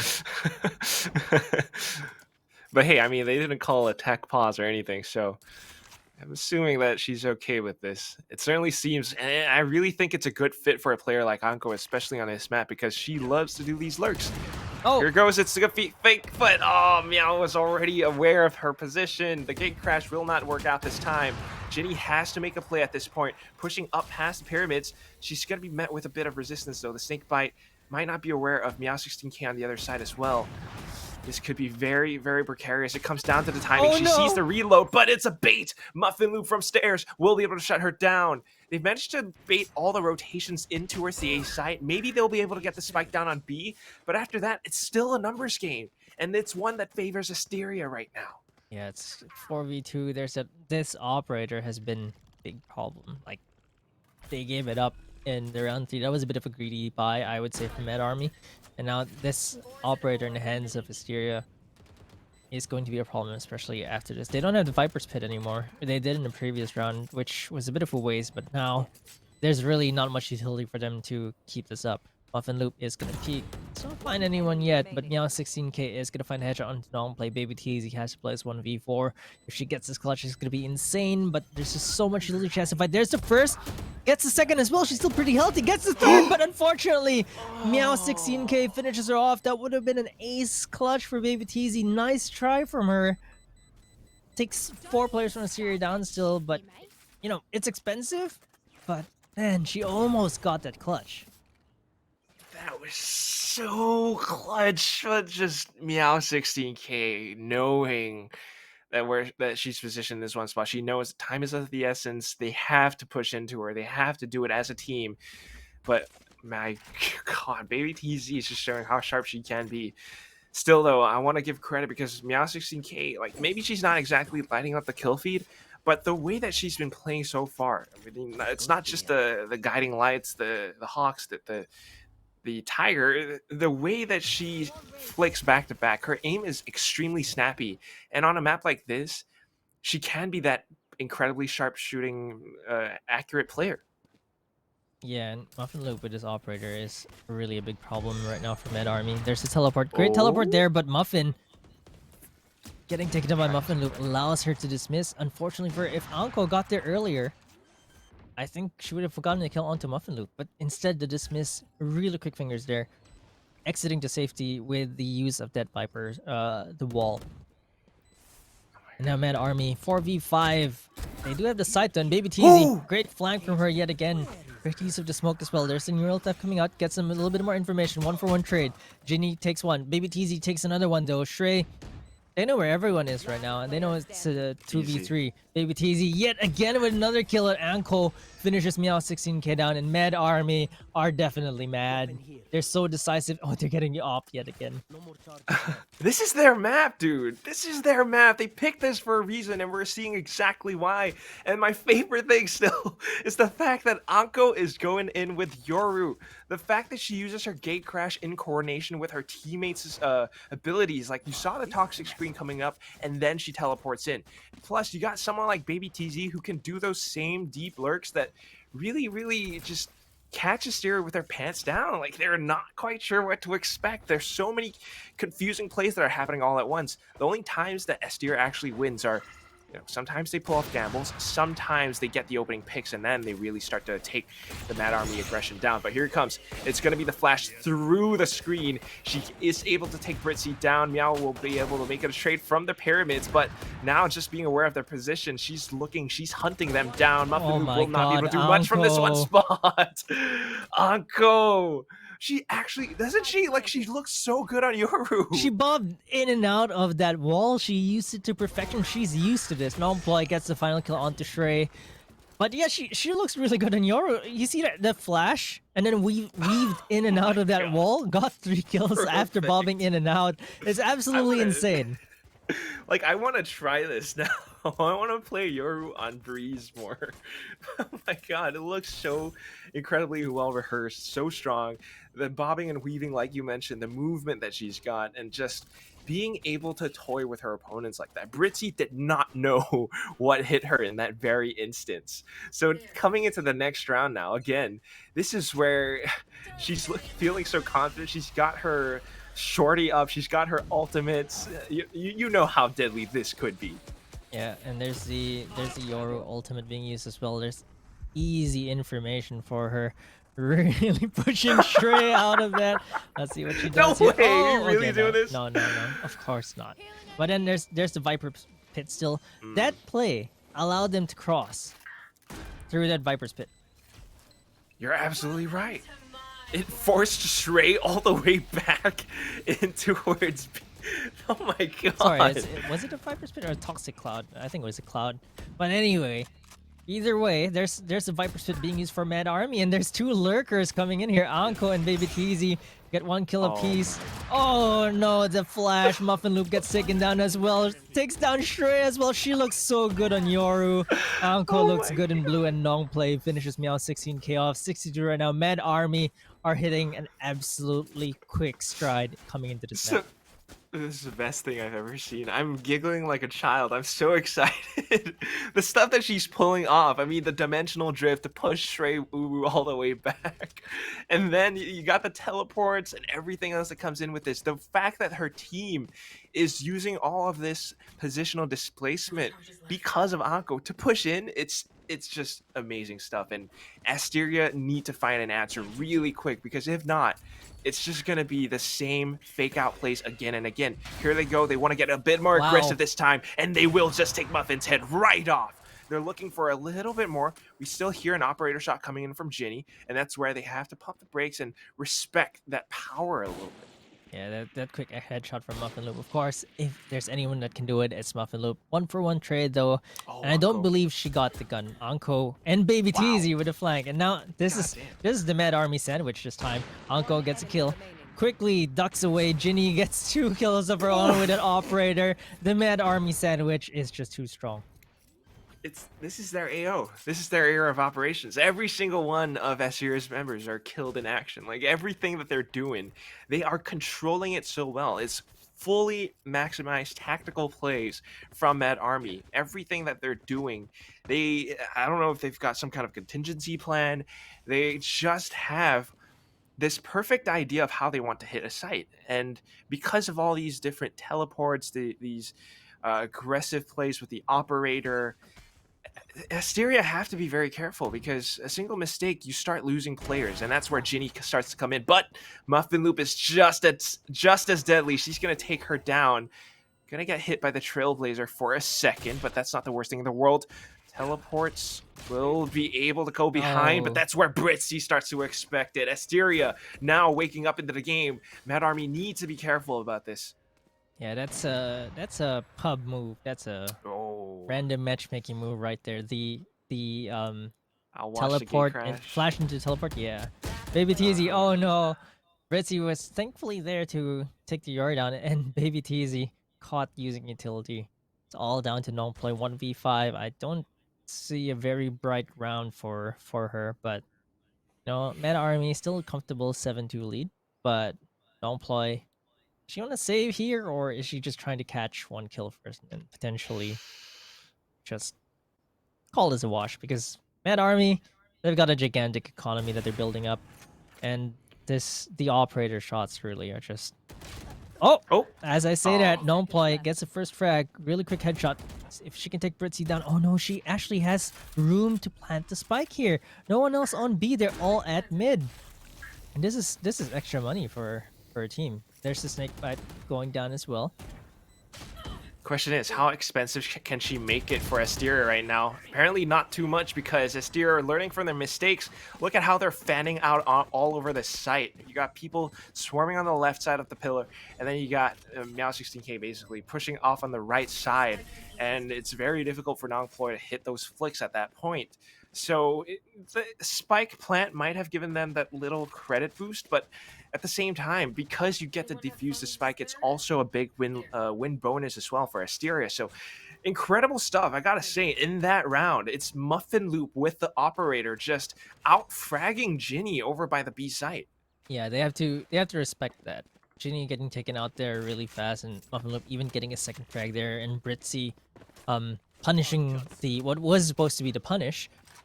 And right now they have to respect that operator, and the op is actually on the A site right now, so Muffin Loop might not be as effective this round, because the op is not the best weapon for retaking sites. So maybe a little bit of a wrong guess. All of Mad Army's players are up over by B, and they're trying to push in off of this. The Dimensional Drift comes out, and she's got her shorty prepped at the same time. Phantom for close range duels as well. She spots one player out, goes on to the other side to come out of it safely, and possibly securing safe passage for her team as well. I mean, at the same time, this is Asteria backing off, respecting Mad Army, and because they've got that Hunter's Fury, they'll be able to delay the plant for a couple more seconds. Yeah, it's huge miss though. She couldn't get that much information even with the Hunter's Fury. Great post-plant positions by Mad Army as well. Muffin Loop already getting taken down. And right now they can't find an opening at all. They're all looking into the site, but there's nothing to find. There's the angry cabbages coming out. Seekers from Meow 16k, but Britzy is gonna get 1 kill, but gets quickly traded. Mad Army 4v1 right now. It's all down to Meow 16k. Oh, got caught using utility yet again. And Meow 16k is gonna get tagged down really low. Slow and painful death for her, but Mad Army are gonna take round number 8. Last round in the Man, it's still a good attempt from Asteria, but this is when, they cannot afford to, I think, really give Mad Army that much space. The rounds where they actually win are when they find these opening picks, when players like Muff and Lube are positioned at the right spots, they're nailing their shots with the operator and ensuring that Mad Army will not be able to even set foot past the threshold of B or A site. When that works out for them, they'll start to win. But if they give up that much space, Mad Army get to turn it into their playground. You got the Gate Crasher, you got Jets who can dash in and out, you got Muffin who's kind of lurking around sometimes, but at the same time, the guiding light that she can use really, really hurts them. But this is very different now. Muffin Loop watching this angle like a hawk. She's able to take Ginny out of the equation and possibly turning things around. Shrek kind of getting caught out by mid as well, though. Ooh. And that could hurt them. But, oh, instant replies on towards Anko's head. And this could just be Asteria's round at the end of the first half. Yeah, and she gets topped up as well. 9 HP remaining on her, but she gets that headshot onto Anko. Now it's going to be 3 players going to be good read for Mad Army here. It's a 3v4 right now. They're going to need this positional advantage. Get the spike down. They watch. I mean, this is the site that they make it work so well because of the way they play around the pillars. So if you were Asteria, you have to... that is a sneaky cam. My God. That's dirty. That is really dirty. Like, imagine people just going to customs trying to lab these cams, right? So you got some players coming in from archers, some from tunnels. I would honestly maybe have one coming in from B main, but maybe it takes a little bit too much time. They got about 30 seconds remaining right now, and Muffin's trying to nail her sprays, misses a little bit, and that's where the trades come in. It's down to the Viper versus Viper, but the Viper's pit is in play. Whose domain is it? Is it Nogvoith, or is it Sheree Uwu, who comes in with a triple to secure the 4th win for Asteria? Oh, no. Oh, what? No, not again. She almost got it. Half a second left. It was just enough time for Mad Army, and now it's a 9-3, and Mad Army are having such a good map. I keep getting debated by spike beeps. I keep thinking that they have just enough time, but it comes down to It was almost like enough. It was really almost enough. half a second, man. Oh my God. Almost half a second, but now swapping sides. This is Mad Army's map, and again, their score is at 2-1. If Asteria loses this, that's it. They get sent to the lower bracket finals. Yeah, between the two teams, I still have very good confidence that Asteria or Mad Army, either one, can actually win the lower bracket anyway. But you really want to secure that spot as soon as you can. But Mad Army are starting to run away with us, 9-3 right now. And let's see if Asteria have the same like prowess that Mad Army had on the attacking side. The Wolf does spot the trapwire. Anko shoots some shots of her own, has to teleport out. Baby Teasy does get 1 kill. Uses her camera to actually get more information. Oh, it's really... Wow, she got the tag. Yeah. She gets tagged though, but really great discipline here for Mad Army. They're slowly falling to the side. They know it's a 5v4. They take one out as well. Anko takes Meow 16k. It's not looking good for Asteria at this point. The Sage gets tagged as well. And now it's 5v2. They're stuck. Their backs against the wall. All down to Casper, who does get 1 kill. But Mad Army are going to take this pistol round, and they're in double digits already. 7-round lead for them. Double digits, you win the pistol. You know what that means for the next round. Asteria are faced with conundrum. Do they force? Do they save? And even if they do, it's really, really hurts them because now they've lost the lead. And if you don't get the pistol round in the second half, it's going to be that much more difficult for you to climb back. So it seems like they really want to save this time. But that just means, it's very likely that it's going to be an 11-3, especially with the fact that they're on the attacking side without any sort of strats, without any full-on execute. I don't know how they're gonna make their way into sites freely. A nice little hawk that gets sent out, but they get met with tripwires. The camera is up there somewhere, and they know it. Baby TZ is looking for them. The tag allows her to get the free kill. Muffin Loop still sharp as ever, though. Gonna shut Anko down. And now just playing around the cyber cage. Baby TZ trying to do a little bit more damage, but oh my god, Clash. It's just the Marshall's game for today. Non-ploy with the Vandal, though. Second round Vandal, yet again, this time it's not as effective. It's all up to Muffin as well as Ginny, but they're all the way separated. In fact, they're just watching the spike that was dropped. It wasn't picked up and brought onto site with Asteria. Yeah, that's gonna be trouble for them because they're tagged out a little bit as well. So even though Muffin only has a ghost here, I think she just needs 2-3 bullets, finish him off. One even if she just gets a headshot. And there's Ginny with the angle here. Oh, gets Britzy. It's all down to Muffin Loop. She has a Vandal though. Oh, 8 HP remaining on her. That's a flash. Oh, she did not expect her to come from window. And that's the difficult part here. Only Muffin Loop actually bought the Marshall there. That looked pretty dicey for Mad Army, I'd say. She got 3 headshots to that. And I think this is the first timeout we've seen in this series. I think it's a bit too little too late, as is tradition. Yeah, but this, jeez Louise. Yeah, this is amazing play here. Getting that first kill. Gets the tag on Muffin Loop through the wall there. Brings her down to 8 HP. That flash confuses her so much. Because the flash came out from the other side. Exactly. That she was thinking that maybe there would be a push coming out from the window, but no, she's just hiding over around the other side of cannon. Yeah, that's extreme big brain play right there. Like I didn't think that you could juke people with Sky, but my ankles were broken there. That's the beauty of having Sky. Like you can't do that with a Reyna, you can't do that with a Phoenix. You can do that with a Sky. You get to pop your hawk at any time. Send it to a different spot. Pop your hawk. That sounds blinded. That sounds weird, but yeah, it still is. This is Mad Army's game, and I don't know. It might have been a little bit of an oversight because they managed to break in towards B site. Why was the spike all the way at the back? Did they just not bring it with them? That is a very good question. I think they left behind. Really. Then that would have been a mistake. It kind of hurt them. But whatever it is, the score is still 11-3. They called a timeout, and hopefully with this timeout, now that they have some kind of a buy into the round, they might just be able to turn things back. Remember, these girls are still really, really sharp, just maybe lacking a little bit because this is not a map that they're very accustomed to playing on. Yeah, definitely. It looks like Mad Army is the one that's really comfortable with this map. It is, after all, their map pick, and they feel really good with it. I mean, Yoru and Baby TZ, quick kill onto Muffin Loop, taking away their star player right now. Asteria are gonna need to figure out what they can do here. Hey, look where Anko is. She's a defender. I was like, wait, why is she here? Oh my god, look at that with a frenzy! Oh! Getting a double kill with just a frenzy, and that's gonna be a heartbreaker for Asteria as there's only one player left. It's gonna be Meow 16k, and there's a quick headshot from her.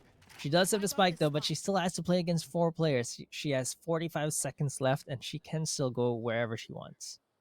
Again, right? Like, I love Meow's aim. Look at how she's snapping to all these potential angles that she needs to look out for. But this one's going to be difficult because you got 2 players right on the other side of mid. Comes back in from the arches, but Nongploy already knows where she could be. It's a simple spray and burst for this girl, and that puts Mad Army at match point. They win this, it's secured. They go to FSL Elite. Yeah, and this is qualification spot basically, and Anko really sneaky with that Yoru. I think she probably teleported there. They have the big guns now. There's no bonus round here. It's full on rifles for them. Even an operator on Ginny, and on the side of Asteria, they're broken by. I kind of want Mad Army just to lose this round so that I get to watch more of Anko's Yoru plays. She's been playing really well. This Yoru has been extremely effective. Although on defense, I would say it's not as flashy as on attack. Ginny with the operator here peeks a bit late, does get a kill. Her patience is rewarded. Oh, gets spotted as well with the drone. Was that a no scope from her? She actually gets a no scope with the operator. However, Asteria has something to say about this. They do trade. Now it's down to 1v1. It's gonna be Muffin Loop. Versus Nong. I have the spike. She has her Empress though. Yeah, she does have her Oh, Empress, gosh. but Long has her utilities. And, you know, Ooh. Empress doesn't matter if you get a headshot. And that's the headshot exactly. And Mad Army are going to take the series. They secured their spot to FSL lead. Mad Army, what a display on Breeze. Truly, oh my god. Like, this is their trump card, man. They could have picked Breeze as like their first or second map. I'm actually surprised. No, they saved it. They saved it for this like final moment. And they're just displaying how experienced they are on this map. You got Hanko on the Yoru. Like, I can't get enough of that. But it's not just her as well. Jinny is incredibly sharp at this point. Nongploy has been doing incredible stuff. You got Muffin with that incredibly 200 IQ hawk that she sent out from B window. And then, of course, you got Baby TZ just lurking around, getting those frags. She almost got the ace clutch. So it's awesome stuff from both teams. But I think, it's something to be said. Map pool, right? You gotta be able to, maybe you don't like Breeze as much, but you still need to know how to play around it and how to deal with teams that might be able to pull things off. Like, this is incredibly surprising to see a Yoru being picked at this stage, at this time. Yeah, and look, Yoru, she debated us. We got faked out IRL with that pick. She hovered fake. She hovered the Reina, and then suddenly when he hopped in the game, it's like, oh, it's actually Yoru. And man, that was great team play between Anko and Nongplo. Because the Viper wall plus the Yoru gate crash, I think the combination of both is what really made it work this time. It's big brain. I mean, I don't know what else there is to say. They know these agents. They know what they could do with the combination of abilities. And that's what makes Valorant such a beautiful game, and that's what makes Mad Army truly the Mad Army. Mad lads, mad girls, mad lasses, Mad players. Yeah. Mad lass, that's right. You pick in Yoru at this point. But you know what's even more mad is that I just saw in our little FSL chat that the admins and producers are telling us Mad Army doesn't really have like a fixed IGL. That's incredible. Democracy. That must be democracy, exactly. Like, I guess full trust chemistry between the players, and just kind of like maybe something that you see from like Astralis. Like, you don't need a fixed IGL, just kind of have maybe one or like a secondary one, and whoever makes suggestions, if it sounds good, let's go ahead and try it. I think Alter Ego Celeste does the same thing, basically. Yeah, it's sort of like decentralized captaincy, decentralized command, sort of. Yeah, exactly. I mean, like, maybe you have one person to kind of like say, or kind of like break any disputes, final, right? yeah. Like the final say, but like everyone can contribute their own information, and I think that really helps a lot. And Mad Army secured a spot for FSL Elite, which is gonna happen the end of this month, by the way. It's gonna be 23rd, 24th, and 30th and 31st. That's right. Yes. And that's the big prize pool, 25,000 big ones USD. Okay, like, that's not a joke. So although Mad Army has secured their spot for FSL Elite, you still got to duke it out against like 7 potential other teams, and one of them is Alter Ego Celeste. At the same time, for Asteria, all those Asteria fans out there, I mean, first of all, mad respect to these girls, because they've been playing out of their minds, even with like slight ping differences. Meow16k has shown that she's exceptionally sharp. Muffin Loop as well, and not just them, the entire team. Shrey Wu is doing incredible things as a controller also. But that's the thing, they are not out of this tournament, not yet. They get sent into the lower bracket finals, where they will play against another team tomorrow, and if they win that one, then they get their spot in FSL Elite. Yeah, they're gonna have to wait and see who wins between who are the teams in the lower bracket right now. It's gonna be between Vitality, Estelle, and Chilang. They will be playing tomorrow at 12, and then the winner of that will be playing against Asteria in the lower bracket finals for the final spot in FSL Elite. And that is just gonna be another exciting matchup. I mean, I'm hoping for, maybe Mad Army's the one true unique mad lasses who go for Yorus, but tomorrow's matches probably will be just as intense. And I mean, who knows? Maybe we'll see more Icebox, more probably Ascent, but Bind perhaps. It's the possibilities are endless, and we're giving a chances for these maybe teams that haven't really shown up in the FSL Opens to show off what they've got. But that's it for now. The stream's not over yet though, because we do have the winner's interview after this, don't we, Marquis? Yeah, we're gonna go for a short break first and then go into the interview. So stay tuned for a little bit of insight into what goes into the minds of Mad Army.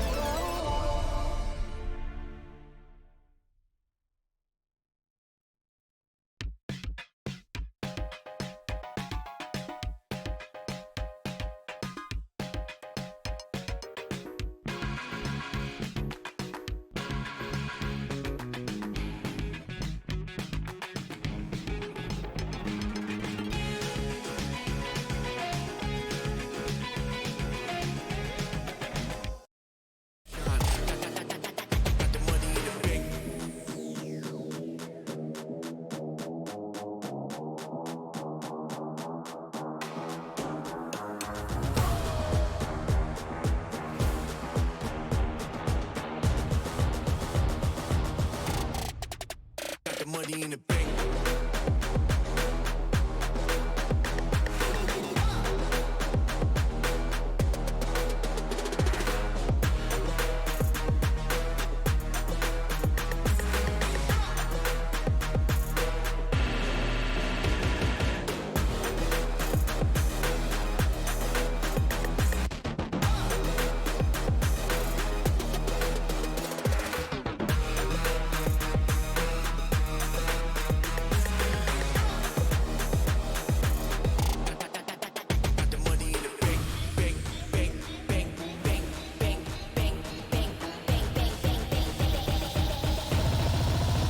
Money in the bank.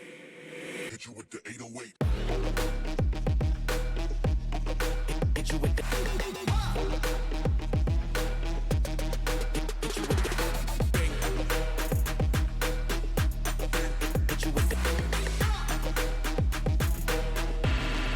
Hit you with the 808. Hit you with the. Hit you with the 808.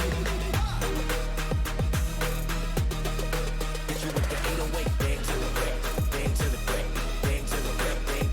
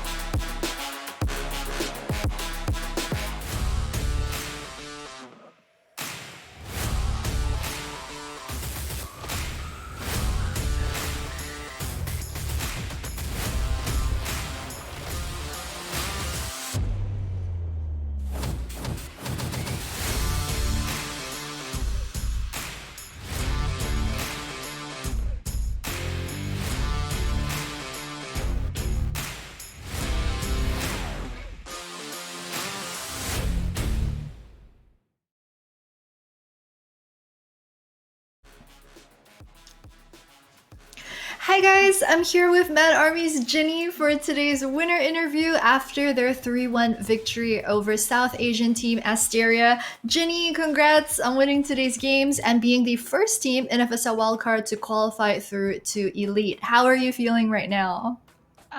Of course, happy. Yeah, we try our best and we did it. So I'm proud of my team. Mm-hmm. How my Was team it? did. I wanted to ask you, was it a bit of a relief winning the series, especially after dropping that map number 2 over on Icebox versus Asteria? Because Asteria haven't lost a single map on Icebox this entire competition. I wanted to ask if your team was maybe nervous during that game at all. I remember Mad Army was only able to pick up 1 round on the defense side in that game.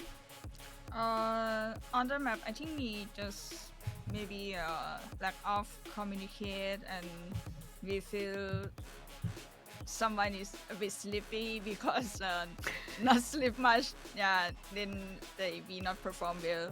That's why we lose that map. I wanted to ask you about that as well. It's great that you brought up communication issues that the team was possibly having because Mad Army at the start of the year used to be rivals of Alter Ego Celeste, but then the team, the organization just stopped playing together after Open 2. Right now, the team is back with a few roster changes. I wanted to ask how long has the current roster been practicing together for? As I know, I just knew for this team. Yeah, I just start play this competition for them, but they for stick for a long time. We didn't practice much, but we keep playing ranking together. Yeah, that's all. So, Mad Army, like your team is stacked with players who are so individually skilled at the game, of course, such as yourself. A lot of the times we see your team winning rounds because of like duels, the outplays, and clutches, just pure mechanics. But sometimes, as you mentioned earlier as well, the team look a bit messy in terms of teamwork, in terms of team comms. I wanted to ask if this is something that the team is currently working on right now, or is it something that you feel like, you know, in the next couple of weeks when the team scrims more together, it will get better? What do you think? I think sometimes it's look like we doing well, sometimes look messy because this team is playing without IGL. We have no IGL. Yeah, we just all what you want to do, then I go support you. We just let each other play their style. Yeah. Is that something that the girls all consciously decided on, to have no IGL? Because it's kind of rare, I think, as well, in most of the pro teams to just not have an IGL. Yeah, to be honest, at the first time I come this team, I also was like, oh, you guys talking IGL? Then they all say, oh yes, we play like this. So, okay, go ahead, I just follow you. Yeah. Maybe after this, we try to make a teamwork more or strategy as a teamwork. Yeah, team play. So, Ginny, I wanted to ask you as well, because you're known as one of the best CSGO female players in Southeast Asia back when you were still playing CSGO. Also, like you've played for Team Myth, you played for Attack all around. I wanted to ask what made you initially switch over to Valorant, and just kind of what you feel the difference is between Valo and CSGO. At first, I just stopped to play CSGO competitive and I become a full-time streamer. But after Valorant come out, so I just try to play and I feel this game is very interesting. Yeah, that's why I put time and keep try hard and try to make a team in competition. Yeah, I mean, the game is interesting, but you're also really good at the game. I wanted to ask as well, then why did you pick Mad Army? How did you end up joining the team? Did you maybe know someone, or like did they have tryouts? How did that go? Yeah, last time because Muffin invited me, I know her for a really long time ago. I played with her before. I'm not sure esports tournament is that is but it's female tournament. Yeah, but from the past I quite busy, so I didn't play with them. But the timing that she invite me, I really want to play back Valorant. Yeah, that's why I decided to play.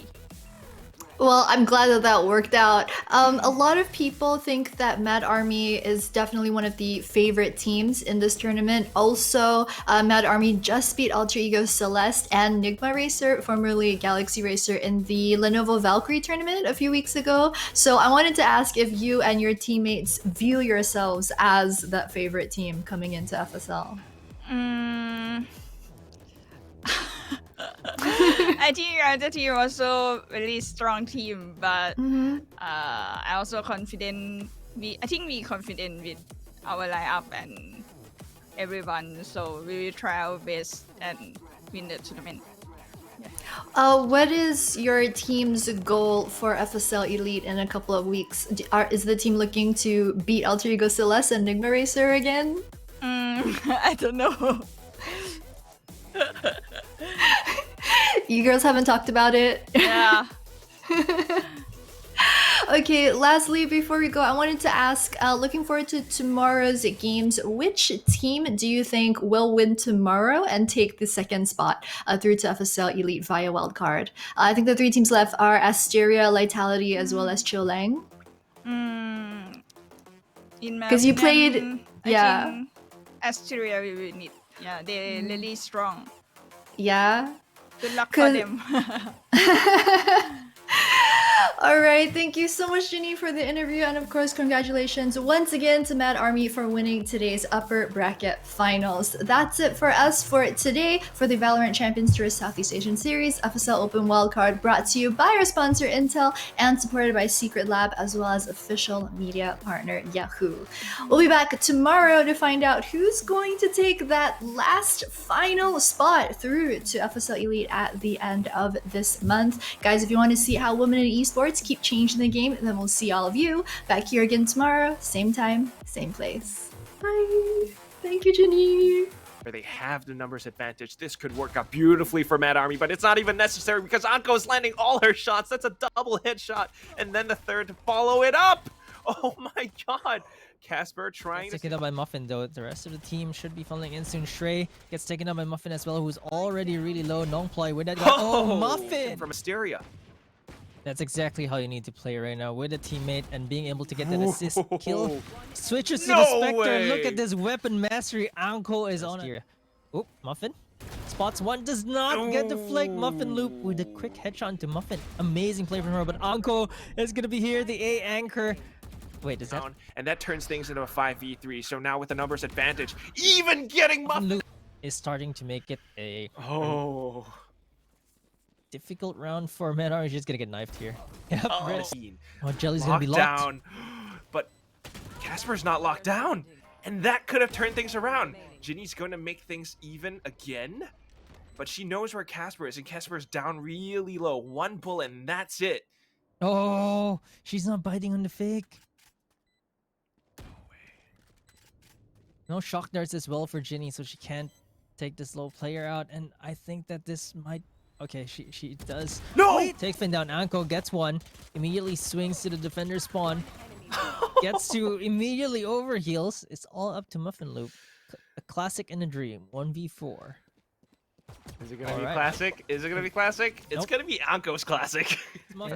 They might have a little bit of firepower, but Asteria have the full buy. The wall comes up. Oh no! It actually became a boost for Baby. Little bit even, but right now the one that has to stop them from streaming on the side is Stray Ubu, and she will do it. She thought she was safe. Jelly with a quick one tap on Ginny. Nonploy takes Britzy down though. Also is able to take Jelly down to a 1v1 right now. Muffin Loop. Is she gonna stick this? Oh, No she does a half. Jiggle peek. Great jiggle peek. Oh god. Nonploy. Oh no! The edge of it. Baby TZ with the boost up onto Tube. She's able to find one. And now they're very aware of her position and they want to deal with her, but they can't quite do it so easily. It's going to be a triple for Baby TZ, the Sentinel, and she's getting the Quadra of flawless. A little bit of chip damage going there. There's the res as well from it. When you see Jet's silhouette when she's creeping up, she's like, really looks like she's creeping up. There's, oh no! No. Sage hiding around the Radianite crates. They don't see her for the time being, but now tapping the spike, they know where she is. Shock Darts comes in. She gets the headshots! 2 headshots back as well. This guy there, Britzy, takes Anko down, but Baby Teasy. That's a classic. And Nomploy, one! Gets 2! There's the averaging out. There's the headshots. Nomploy, can she get the third? Meow gets taken out by Muffin instead. The sheriffs are coming in full force, but Shrey is gonna connect heads of her own with the Spectre. Nomploy now. Oh, with the Marshall does not hit. What? Oh! Gosh, but it's on land. It's absolutely insane. He dropped the weights. Shots. Finishes off Casper as well. Unsure where the last 2 members are. They should know where one of them are. One is in garage and Meow 16k. Waiting for a teammate. She's just gonna stick it. No, Muffin. Oh, they actually get it. Muffin with the ace. Oh, wait. Characteristic from her, but Asteria is starting to look pretty good for them. Okay, spots 1, but a bit too late. Oh, it's 1v4. If she gets this clutch, it's gonna be insane. But there's just so much she has to fight. There's the first. Gets the second as well. She's still pretty healthy. Gets the third, but unfortunately... Viper versus Viper, but the Viper's pit is in play. Whose domain is it? Is it Nogpoith? Or is it Shrey Uwu, who comes in with a triple to secure the 4th win for Asteria? Oh, no. Down to the... Even if she just gets a headshot. And there's Jenny with the angle here. Oh, gets Britzy. It's all down to Muffin. No she has a armor. Vandal, though. Oh, 8 HP remaining on her. That's a flash. Oh, she did not. Hey, look where Anko is. She's a defender. I was like, wait, why is she here? Oh my god, look at that with a frenzy! Getting a double kill with just a frenzy. And that's...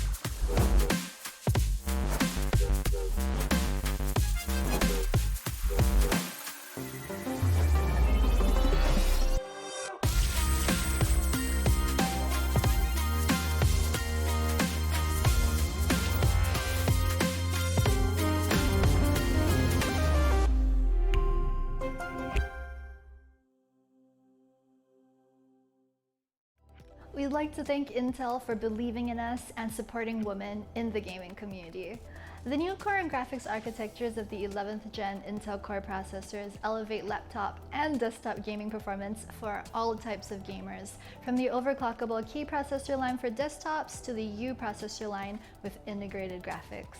Intel has a product for the hardcore PC gamer and streamer, as well as the gamer on the go.